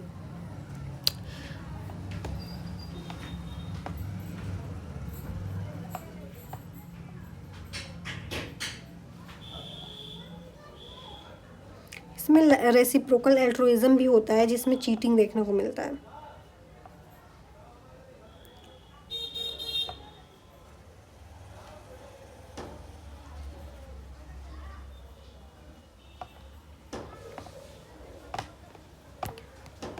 अब सब कुछ देख लिया। इयोसियालिटी क्या होता है, यूज सोशियलिटी मतलब कि when one totally sacrifices its own reproductive privilege to promote the reproduction in another related individual. Advance level का ये सोशल बिहेवियर होता है। ये जेनेटिकली रिलेटेड ऑर्गेनिज्म में देखने को मिलेगा, मतलब ज़्यादातर ये फीमेल्स में देखने को मिलेगा, और इसी में ये 75% जो मैंने बताया था ये देखने को मिलता है।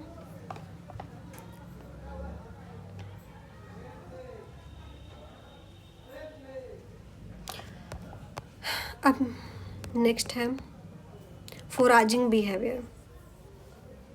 ठीक है, फोराजिंग बिहेवियर में क्या है,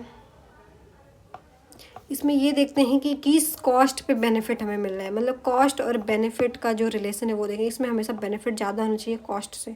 कॉस्ट क्या है कि एनर्जी जो इन्वेस्ट कर रहे हैं या फिर टाइम जो इन्वेस्ट कर रहे हैं, और जो बेनिफिट है कि उससे हमें एनर्जी, न्यूट्रिशन या सर्वाइवल जो मिल रहा है वो कितना है।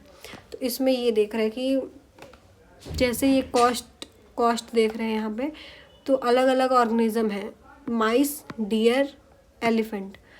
तो ऐसे दिख रहा है कि डियर के पास कॉस्ट, हम ये जो ग्रीन वाली लाइन है ये कॉस्ट है,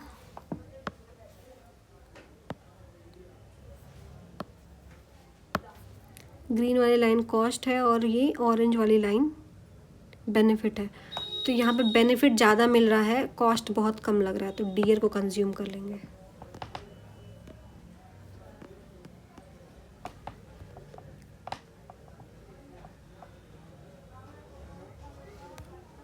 इस तरह के थियरी को बोलते हैं ऑप्टिमल फोराजिंग थियरी, ये वाले को। अब टेरिटरी बिहेवियर देखें। टेरिटरी बिहेवियर क्या है, डिफेंडिंग ए पर्टिकुलर स्पेस और रिसोर्स, मतलब किसी स्पेस को या रिसोर्स को हम कंज्यूम करें, उसके ऊपर डिफेंड कर रहे हैं कि ये मेरा पर्टिकुलर एरिया है, तो इस तरह के बिहेवियर को टेरिटरी बिहेवियर बोलेंगे। इसमें हमें एग्रेसिव बिहेवियर देखने को मिलता है, और यहाँ पे भी हम कॉस्ट और बेनिफिट देखते हैं, तो कॉस्ट और बेनिफिट आपस में रिलेट करके देखते हैं कितना लग रहा है। इसमें भी वही है कि जिस टेरिटरी, मतलब जितने एरिया में हमें कॉस्ट कम लगे और बेनिफिट ज़्यादा मिले, उसी को प्रेफर करते हैं।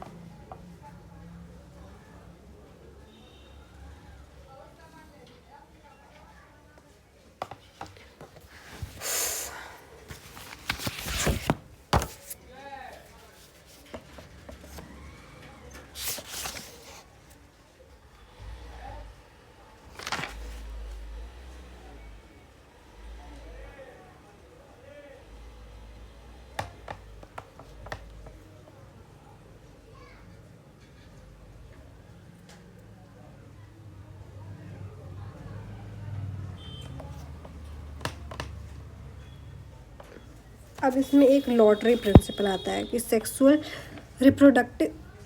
Reproduction introduce genetic variety in order to enable gene to survive in changing environment. मतलब ये दिया था जॉर्ज विलियम ने, इन्होंने लॉटरी को एनालॉजी बना के बताया था।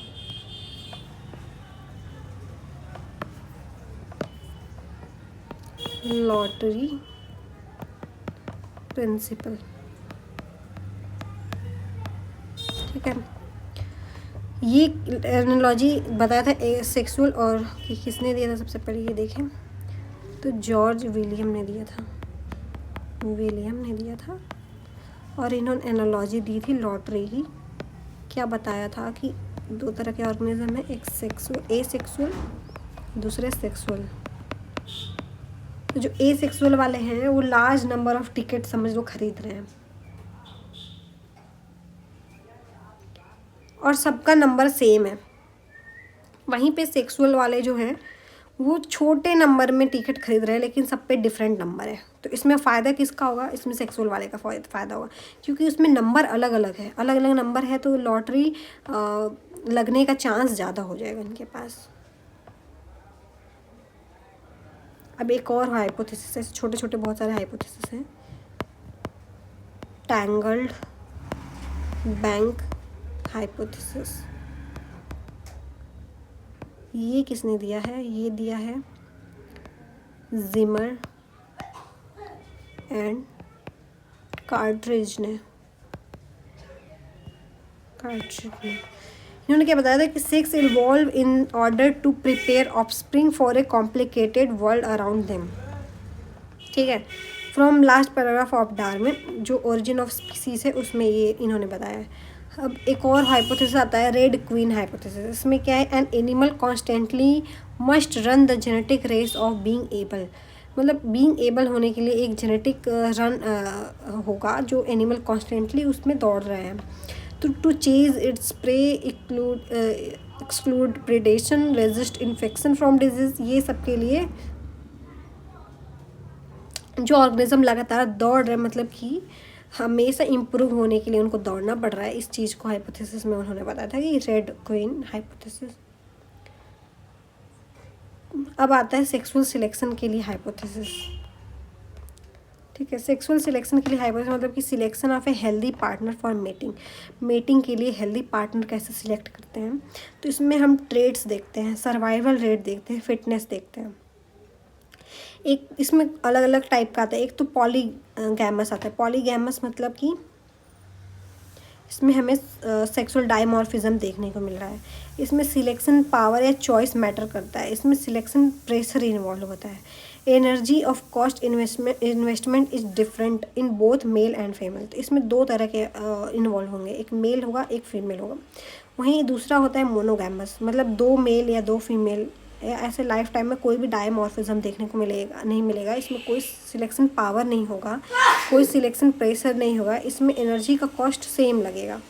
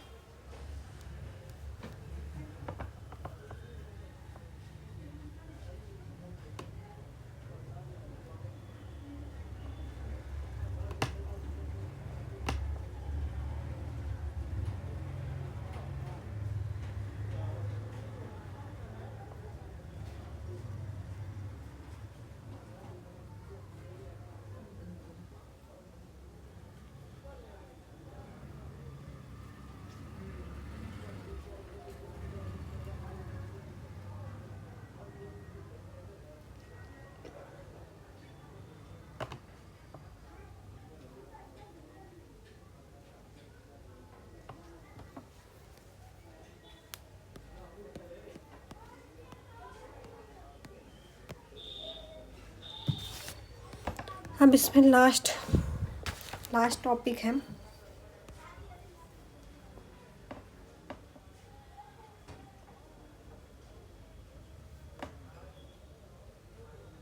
इसमें न्यूरोफिजियोलॉजी के भी कुछ कॉन्सेप्ट्स हैं।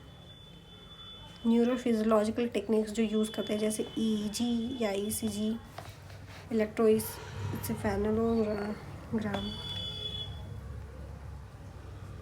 जिसमें alpha beta theta delta wave देखते हैं कि रेस्टिंग स्टेट में क्या है, डे टाइम में क्या है, नॉर्मल एक्टिविटी में क्या है। तो न्यूरोफिजियोलॉजी वाला टॉपिक स्किप कर रही हूँ मैं। इसमें मैं टॉपिक बता देती हूँ क्या क्या है। जैसे कि वो ईजी वाला बता दिया, इसमें ड्रग वगैरह भी आता है जो ब्रेन को कुछ स्टिमुलेट कर सके, जैसे इसमें एसिटाइलकोलिन, एस्ट्रोजन, इन सब का रोल है।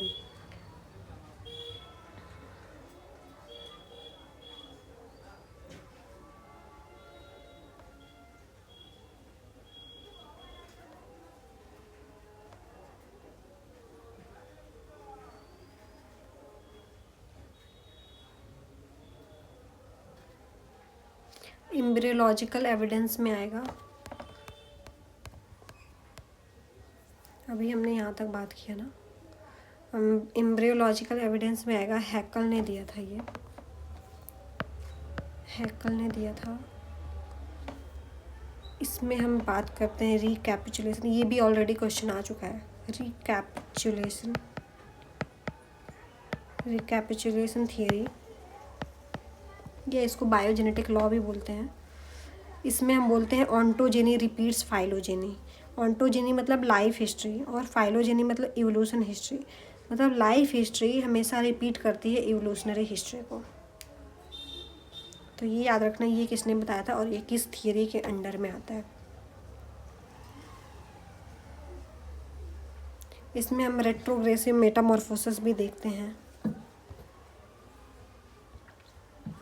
जो एम्ब्रियोलॉजिकल स्टडी है उसमें। इसमें हैकल ने क्या बताया कि developmental stages recapitulate adult evolutionary stages, और यहीं पे एक वॉन बियर का आता है नो रिकैपिचुलेशन थ्योरी। इन्होंने बताया था कि एम्ब्रियो का डेवलपमेंट हमेशा इंक्रीजिंगली डाइवर्स तरीके से होता है, जैसे वो बढ़ते जाते हैं उनके में डाइवर्सिटी बढ़ती जाती है एम्ब्रियो के डेवलपमेंट में, ये बताया था वॉन बियर ने।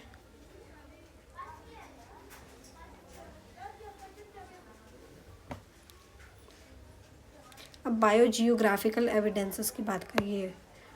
बायोजियोग्राफिकल एविडेंस में क्या है, थियरी ऑफ कॉन्टिनेंटल ड्रिफ्ट। इसमें आता है थियरी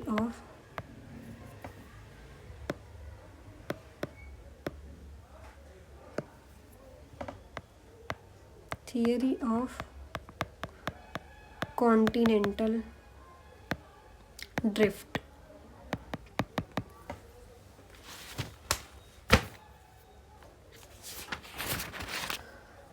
कॉन्टिनेंटल ड्रिफ्ट थ्योरी दी थी अल्फ्रेड वेगनर ने। ये इम्पोर्टेंट है, नाम इम्पोर्टेंट है। किसने दिया था? अल्फ्रेड वेगनर ने। इन्होंने क्या बताया था कि ओरिजिन ऑफ कॉन्टिनेंट और ओशियन, कैसे ओरिजिन हुआ है। इन्होंने अपने थियरी में कुछ पोस्टुलेट्स दिए थे, जैसे इन्होंने बताया था जिग्सॉ फिट ऑफ कॉन्टिनेंट।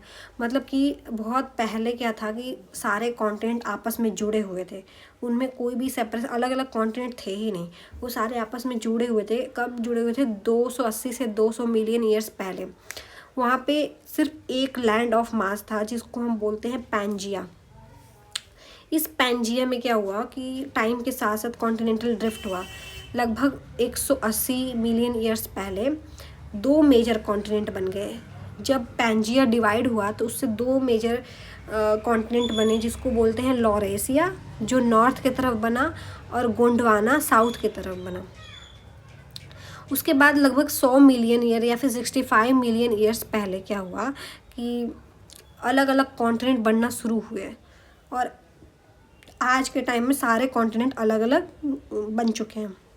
इसको बोलते हैं कॉन्टिनेंटल ड्रिफ्ट थ्योरी। तो इसमें हमें फॉसिल्स एविडेंसेस भी मिले हैं, और जिग्सॉ फिट थियरी इस तरह से इसको प्रूव करती है कि जब हम सारे कॉन्टिनेंट को आपस में जोड़ते हैं तो ऐसा लगता है कि जैसे कोई पज़ल हो और पज़ल का अलग अलग टुकड़ा अलग अलग जगह पे हो, उसको साथ में ले आए तो सारा एक कंप्लीट होकर एक फ्लैट सरफेस बना ले।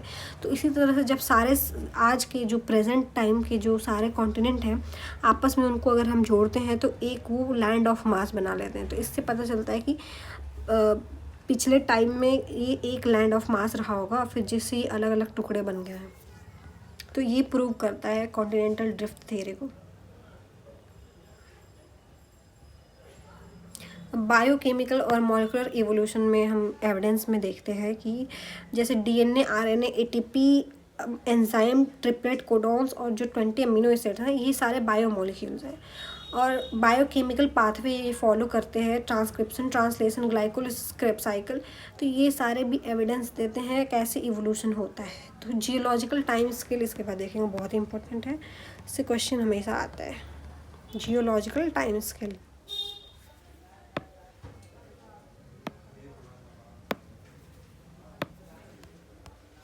तो यहाँ पे हम बनाते हैं जियोलॉजिकल टाइम स्केल।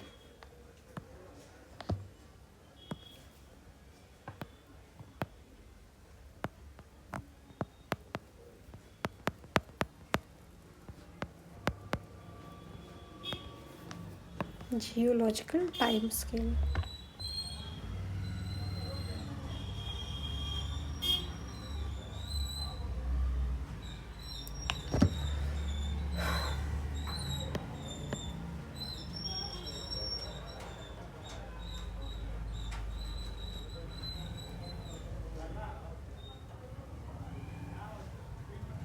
ठीक है। तो इसको हम डिवाइड करेंगे ऐसे, पहले लिखेंगे ईओन, फिर आता है एरा, फिर आता है पीरियड, उसके बाद इपॉक, फिर इवेंट्स। और ये कैसे है कि सबसे पुराना जो है वो होता है ईओन, फिर एरा, फिर पीरियड, इपॉक और इवेंट्स जो होते हैं जब सबसे रिसेंट वाले होते हैं।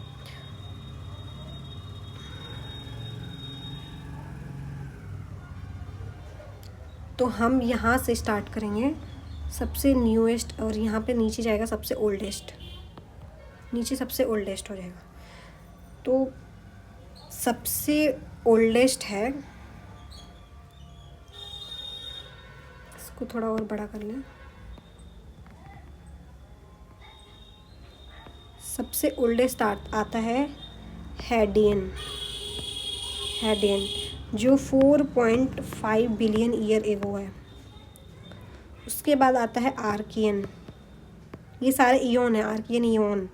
फिर आएगा प्रोटेरोजोइक, ये इसी सीक्वेंस में याद करने हैं, प्रोटेरोजोइक। फिर आता है फेनेरोजोइक, और फेनेरोजोइक सबसे लेटेस्ट है और ये सबसे बड़ा, ये इसी के बारे में हम डिटेल डिस्कस करते हैं। अब फेनेरोजोइक हम यहाँ से यहाँ तक लेके डिस्कस करेंगे।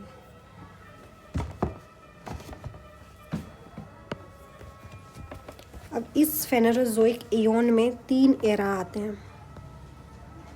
3 एरा क्या है? सीनोजोइक एरा, सबसे नीचे से याद स्टार्ट करते हैं क्योंकि हम यहाँ नीचे से ऊपर तक की तरफ जा रहे हैं ना, तो पैलियोजोइक ऐसे याद हो जाएगा, पैलियोजोइक एरा, फिर आता है मीजोजोइक एरा, फिर आता है सीनोजोइक एरा, ऐसे याद करो। सबसे ओल्डेस्ट इयोन क्या है? हैडियन, फिर आर्कियन, प्रोटेरोजोइक, फिर फेनेरोजोइक। अब फेनेरोजोइक इयोन का सबसे ओल्डेस्ट एरा है पैलियोजोइक, फिर आता है मीजोजोइक, फिर आता है सीनोजोइक सबसे रिसेंट। अब हम इसको डिवाइड करेंगे पैलियोजोइक को अलग अलग पार्ट में। अब पैलियोजोइक को अलग अलग पीरियड में डिवाइड करेंगे तो क्या होगा? सबसे 6 पीरियड होता है इसका टोटल। सबसे पुराना 2 3 4 5 1 2 3 4 5, 1 मिनट थोड़ा दूर करना पड़ेगा। 1 2 3 4 5 और ये 6, ठीक है। तो सबसे पुराना जो पीरियड है पैलियोजोइक का वो है कैम्ब्रियन, ठीक है। फिर आता है ऑर्डोविशियन, उसके बाद आता है सिलूरियन, ये सब याद करना है, सिलूरियन। फिर आता है डेवोनियन, फिर आता है कार्बोनीफेरस, उसके बाद परमियन सबसे लेटेस्ट है पैलियोजोइक एरा का। अब हम देखेंगे मीजोजोइक एरा का। मीज़ोज़ोइक एरा में आता है 3 पीरियड।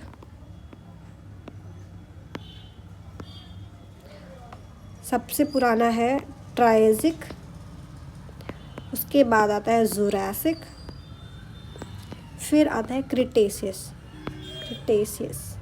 तो ये हो गया मीज़ोज़ोइक एरा का 3 पीरियड। अब हम देखेंगे सीनोज़ोइक का। सीनोज़ोइक एरा में भी 3 पीरियड्स आते हैं। ये सबसे लेटेस्ट है, ये सबसे इम्पॉर्टेंट है। सबसे पुराना है पैलियोजीन, फिर आता है नियोजीन, फिर आता है क्वाटरनरी। सबसे लेटेस्ट हो गया क्वाटरनरी। इस पे भी क्वेश्चंस आते हैं, तो बहुत ही इम्पोर्टेंट है। अब इसको हम फर्दर डिवाइड करेंगे, तो इसको बहुत ध्यान से याद करना है। अब देखो, अच्छे से लिखेंगे, इसको ऐसे डिवाइड करेंगे इपोक में। अब इपोक में आएगा, 3 इपोक होता है पैलियोजीन का। 3 इपोक होता है पैलियोजीन का। सबसे पुराना है पैलियोसीन, फिर आएगा इयोसीन, फिर आएगा ओलिगोसीन। 3 इपोक हो गया। अब हम नियोजीन की बात करें, तो नियोजीन में 2 आएगा।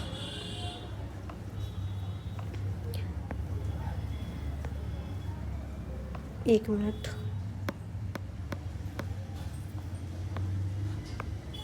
इसमें सबसे पुराना है मियोसीन, फिर आएगा प्लियोसीन। 2 हो गए। अब क्वाटरनरी को डिवाइड करेंगे। इसके भी 2 इपोक आते हैं। एक आता है प्लिस्टोसीन, प्लिस्टो से हमेशा क्वेश्चन भी पूछा हुआ है, प्लिस्टोसीन। दूसरा है होलोसीन से भी क्वेश्चन पूछा। सबसे लेटेस्ट है होलोसीन। तो ये टोटल हमारा हो गया एक जियोलॉजिकल टाइम स्केल।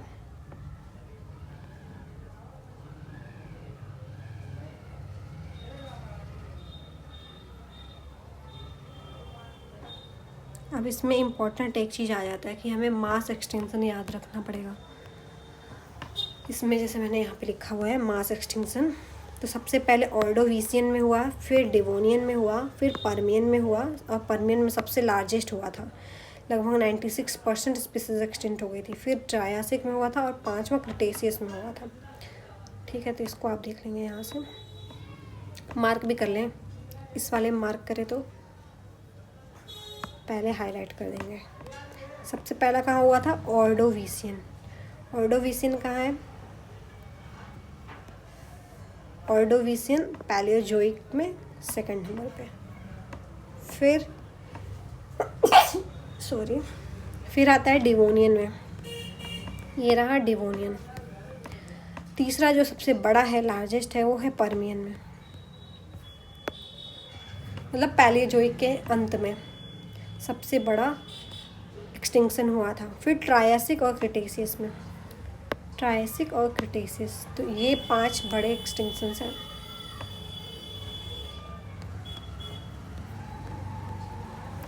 बिल्कुल लाइन से है, 1 2 3 4 एंड 5।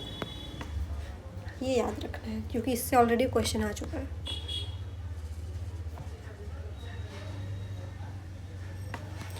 अब अगर हम ये देखें कि हैडियन जो इयॉन है, ये 4.5 बिलियन ईयर एगो यहाँ पे फॉर्मेशन ऑफ अर्थ हुआ था और रिड्यूसिंग एनवायरनमेंट का क्रिएशन हुआ था। आर्कियन कितना पुराना है? आर्कियन है 4 से लेके 2.5 बिलियन ईयर एगो। तो इस टाइम पे हुआ था लूका का फॉर्मेशन। लूका सबसे पहला जो ऑर्गेनिज्म था, लूका फॉर्म हुआ था। यहाँ पे कीमो हेटरोट्रॉपिक ऑर्गेनिज्म आए थे। फर्स्ट साइनोबैक्टीरिया आया था और इन्होंने ऑक्सीजन का ये रिवोल्यूशन लाया था। फिर यूनिसेलुलर यूकैरियोट्स आए थे। फिर प्रोटेरोजोइक की बात करें तो प्रोटेरोजोइक ये लगभग 2.5 बिलियन ईयर्स पहले का है। यहाँ पे सबसे पहले मल्टी सेलुलर यूकैरियोट्स आए थे। सॉफ्ट बॉडी एनिमल्स आए थे। एल्गी डोमिनेंट किया था यहाँ पे। अब किस वाले टाइम पॉइंट पे क्या डोमिनेंस था वो भी याद रखना पड़ता है।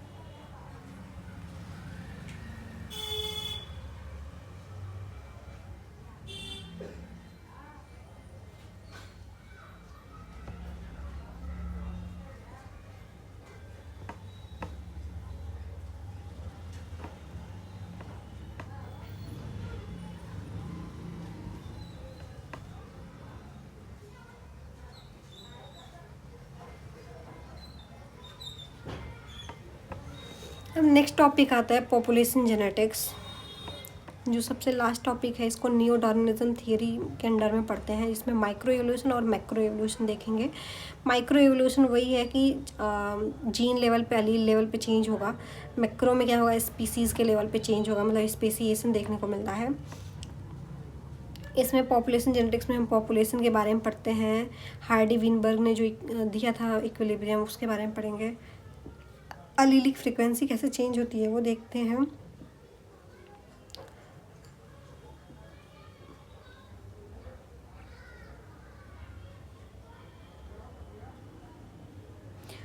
इसमें हम दो पॉपुलेशन देखते हैं, एक इवॉल्विंग पॉपुलेशन होता है, एक नॉन इवॉल्विंग। तो इवॉल्विंग के अंडर में आता है कि अलेलिक फ्रिक्वेंसी चेंज होता है। इसमें हम मेंडेलियन पॉपुलेशन को पढ़ते हैं। ये कैसे होता है, ये इवोल्यूशनरी फोर्सेस की वजह से होता है। इसमें बहुत सारे फोर्सेस इन्वॉल्व हैं, जैसे कि natural selection, mutation, genetic drift, gene flow या माइग्रेशन, या फिर नॉन रैंडम मेटिंग होता है। और नॉन इवोल्यूशनरी पॉपुलेशन होते हैं जिसमें कोई भी एलेलिक फ्रिक्वेंसी में चेंज नहीं आता है। और इसमें हम पढ़ते हैं हार्डी विनबर्ग पॉपुलेशन। ये due to no action of evolutionary process होता है। इंपॉर्टेंट अजम्पशन इसमें क्या क्या लेते हैं, इसमें लेते हैं कि कोई नेचुरल सिलेक्शन नहीं हो रहा है, कोई म्यूटेशन नहीं हो रहा है, कोई जेनेटिक ड्रिफ्ट नहीं हो रहा है, कोई जीन फ्लो या कोई माइग्रेशन नहीं हो रहा है, और इसमें रैंडम मेटिंग हो रही है। ठीक है, और इसका पॉपुलेशन साइज लार्ज होता है।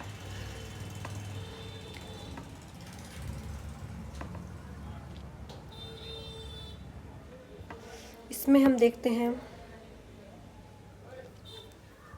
Natural selection is equal to 1 upon selection coefficient.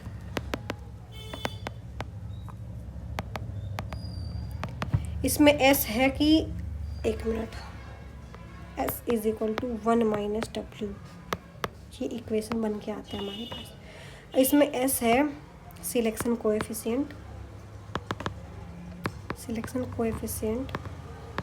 और डब्ल्यू है रिलेटिव फिटनेस। इस पे भी कभी कभी क्वेश्चन बन जाते हैं।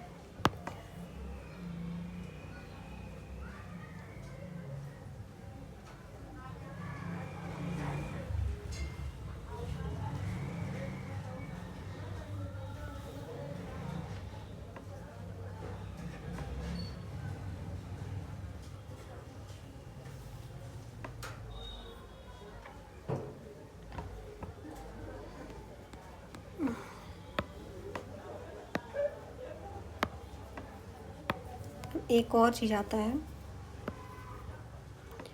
Inbreeding coefficient.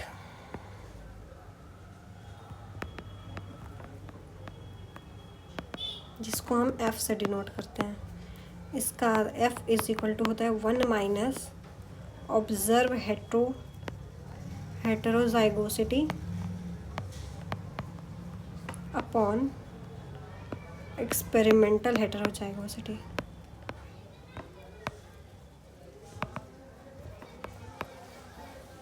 ये है इसका इक्वेशन। इस पे क्वेश्चंस आते हैं।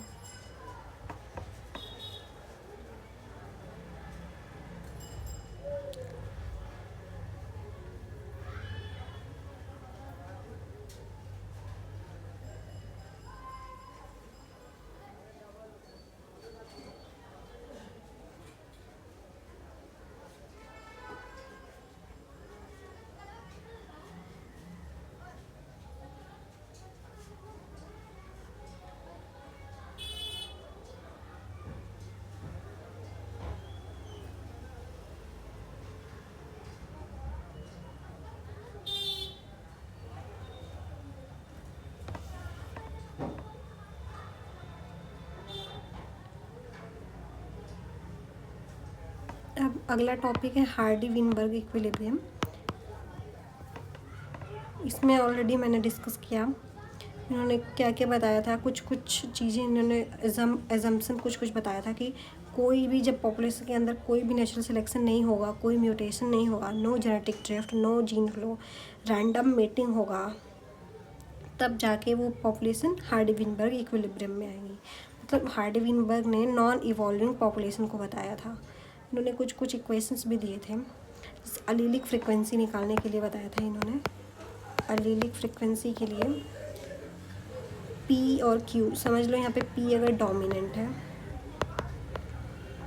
क्यू को मान लिया था रेसेसिव, और इन्होंने बताया था कि P plus Q is equal to 1 होता है। और वहीं पे जीनोटिपिक फ्रिक्वेंसी निकालने के लिए बताया था कि P square plus 2pq plus Q square is equal to 1 होता है। तो ये दो इक्वेशन थे इनके, इसी के बेसिस पे बहुत सारे क्वेश्चंस आते हैं। तो जो हार्डी-वेइनबर्ग इक्विलिब्रियम से रिलेटेड क्वेश्चंस हैं वो तो क्वेश्चन लगा के ही पता चलेगा, इसमें कुछ थ्योरी पढ़ने वाला तो है नहीं। तो सारा टॉपिक तो कंप्लीट होता है इवोल्यूशन का यहीं पे। अब इसमें मैक्रो इवोल्यूशन के थोड़े बहुत कॉन्सेप्ट और आ जाते हैं, मैक्रो इवोल्यूशन के, जिसमें हम स्पेसिएशन पढ़ते हैं।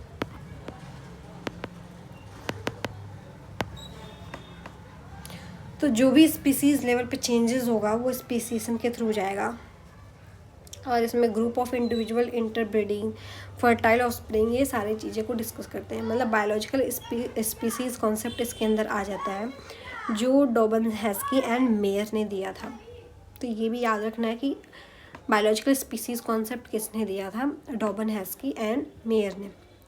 इसमें बहुत सारे कॉन्सेप्ट दिए गए थे स्पीसीज़ को लेके, लेकिन इन्हीं का माना जाता है। अब मैक्रो इवोल्यूशन में हम मॉर्फोलॉजिकल चेंजेस देखते हैं कि उसकी वजह से रिप्रोडक्टिव आइसोलेशन होता है और उसके बाद यहाँ पे स्पेसिएशन हो जाता है। तो पैटर्न ऑफ स्पेसिएशन में हम देखते हैं एनाजेनेसिस। एनाजेनेसिस क्या है कि speciation without branching. Anagenesis without branching मतलब कि जैसे एक स्पीसीज़ है, उसमें कुछ इवोल्यूशन हुआ, दूसरी बन गई, उससे तीसरी बन गई, चौथी बन गई, और पुरानी वाली स्पीसीज़ बचती नहीं है। आगे जैसे बढ़ते जाते हैं न्यू स्पीसीज़ तो बनती जाती है, पुरानी वाली एक्सटिंक्ट होती जाती है। तो इस टाइप की स्पीसीज़न को हम एनाजेनेसिस बोलते हैं। और दूसरा टाइप का आता है क्लेडोजेनेसिस। क्लेडोजेनेसिस क्या होता है, इसमें ब्रांचिंग देखने को मिलता है। अब इसमें क्या होगा कि जो भी स्पीसीज़ होगी उसमें स्पेसिएशन तो होगा, लेकिन ब्रांचिंग के साथ होगा। मतलब एक स्पीसीज़ है, उससे यहाँ दो स्पीसीज़ बनी, इवॉल्व हुई बेसिकली।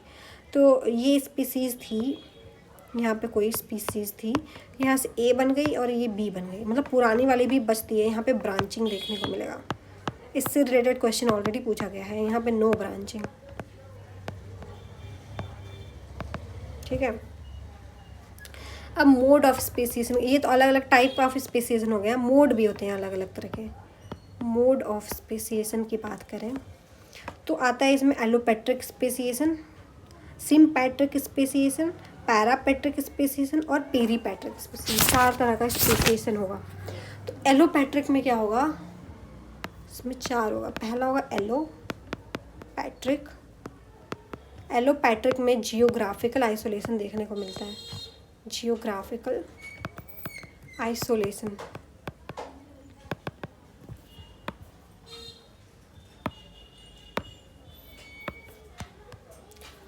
और दूसरा आता है सिम्पैट्रिक।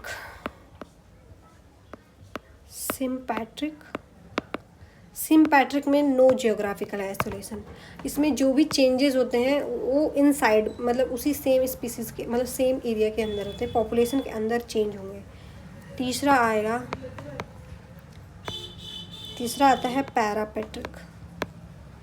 पैरापेट्रिक क्या है, इसमें भी कोई भी जियोग्राफिकल आइसोलेशन नहीं होगा, इसमें लार्ज एरिया होगा।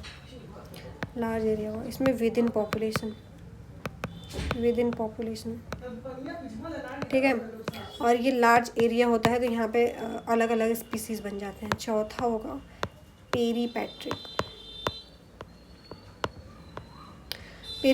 स्मॉल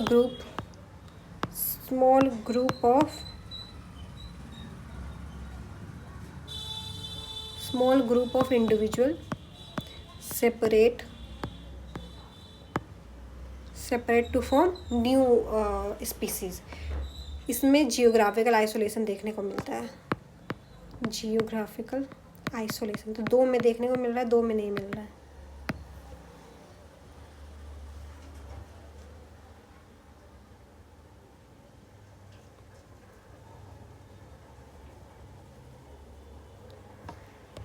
अब एक लास्ट है टॉपिक, फाइलोजेनेटिक ट्री।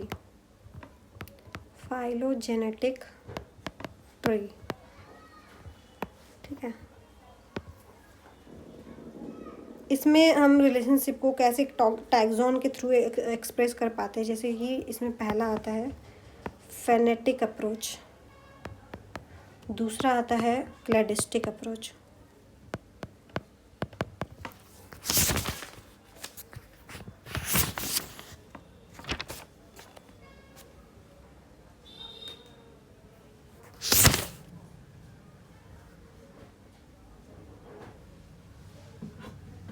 फेनेटिक क्या है, ओनली बेस्ड ऑन मॉर्फोलॉजिकल, तो ये मॉर्फोलॉजिकल बेसिस पे जब हम उसको डिवाइड करेंगे तब आएगा। क्लैडिस्टिक अप्रोच में आता है मॉलिकुलर लेवल पे या फिर जेनेटिक लेवल पे, जेनेटिक प्लस मॉलिकुलर दोनों इसमें होगा, सॉरी जेनेटिक प्लस मॉर्फोलॉजिकल दोनों होगा। ये इसमें फाइलोजेनेटिक ट्री, इसमें दो चीज़ें आती है, इसमें आती है फाइलोग्राम, क्लैडोग्राम।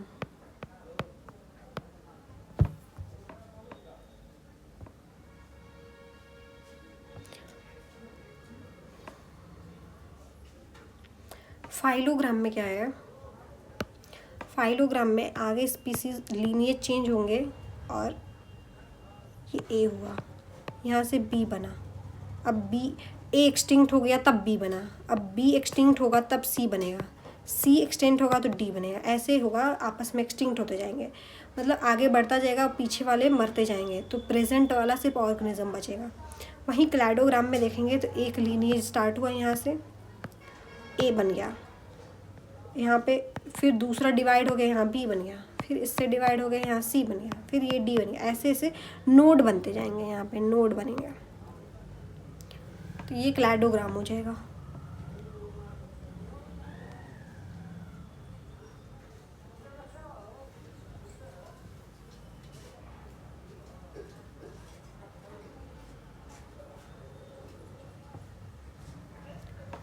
अब इक्विलिब्रियम में देखते हैं हम कुछ जैसे पंक्चुएटेड इक्विलिब्रियम, कुछ थियरीज हैं।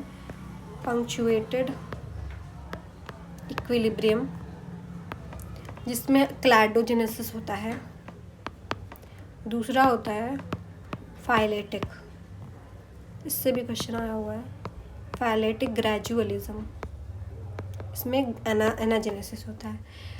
फाइलेटिक ग्रेजुअलिज्म क्या होता है, ग्रेजुअल चेंजेस एक्यूमुलेट होते हैं और एक न्यू कैरेक्टर दिखाते हैं, और पंक्चुएटेड इक्विलिब्रियम में लॉन्ग टर्म में कोई चेंजेस नहीं होता है। तो ये इंपॉर्टेंट लाइन होता है जो एग्जैक्ट क्वेश्चन में आता है कि लॉन्ग टर्म नो चेंज, फिर उसके बाद सडन चेंज हो जाएगा, ये एग्जैक्ट लाइन में आता है, ये एग्जैक्ट पॉइंट। और वहीं फाइलेटिक में ग्रेजुअल चेंज, ये मैच द फॉलोइंग में भी आता है, ग्रेजुअल चेंज एक्यूमुलेट होगा। तो ये था सारे कॉन्सेप्ट।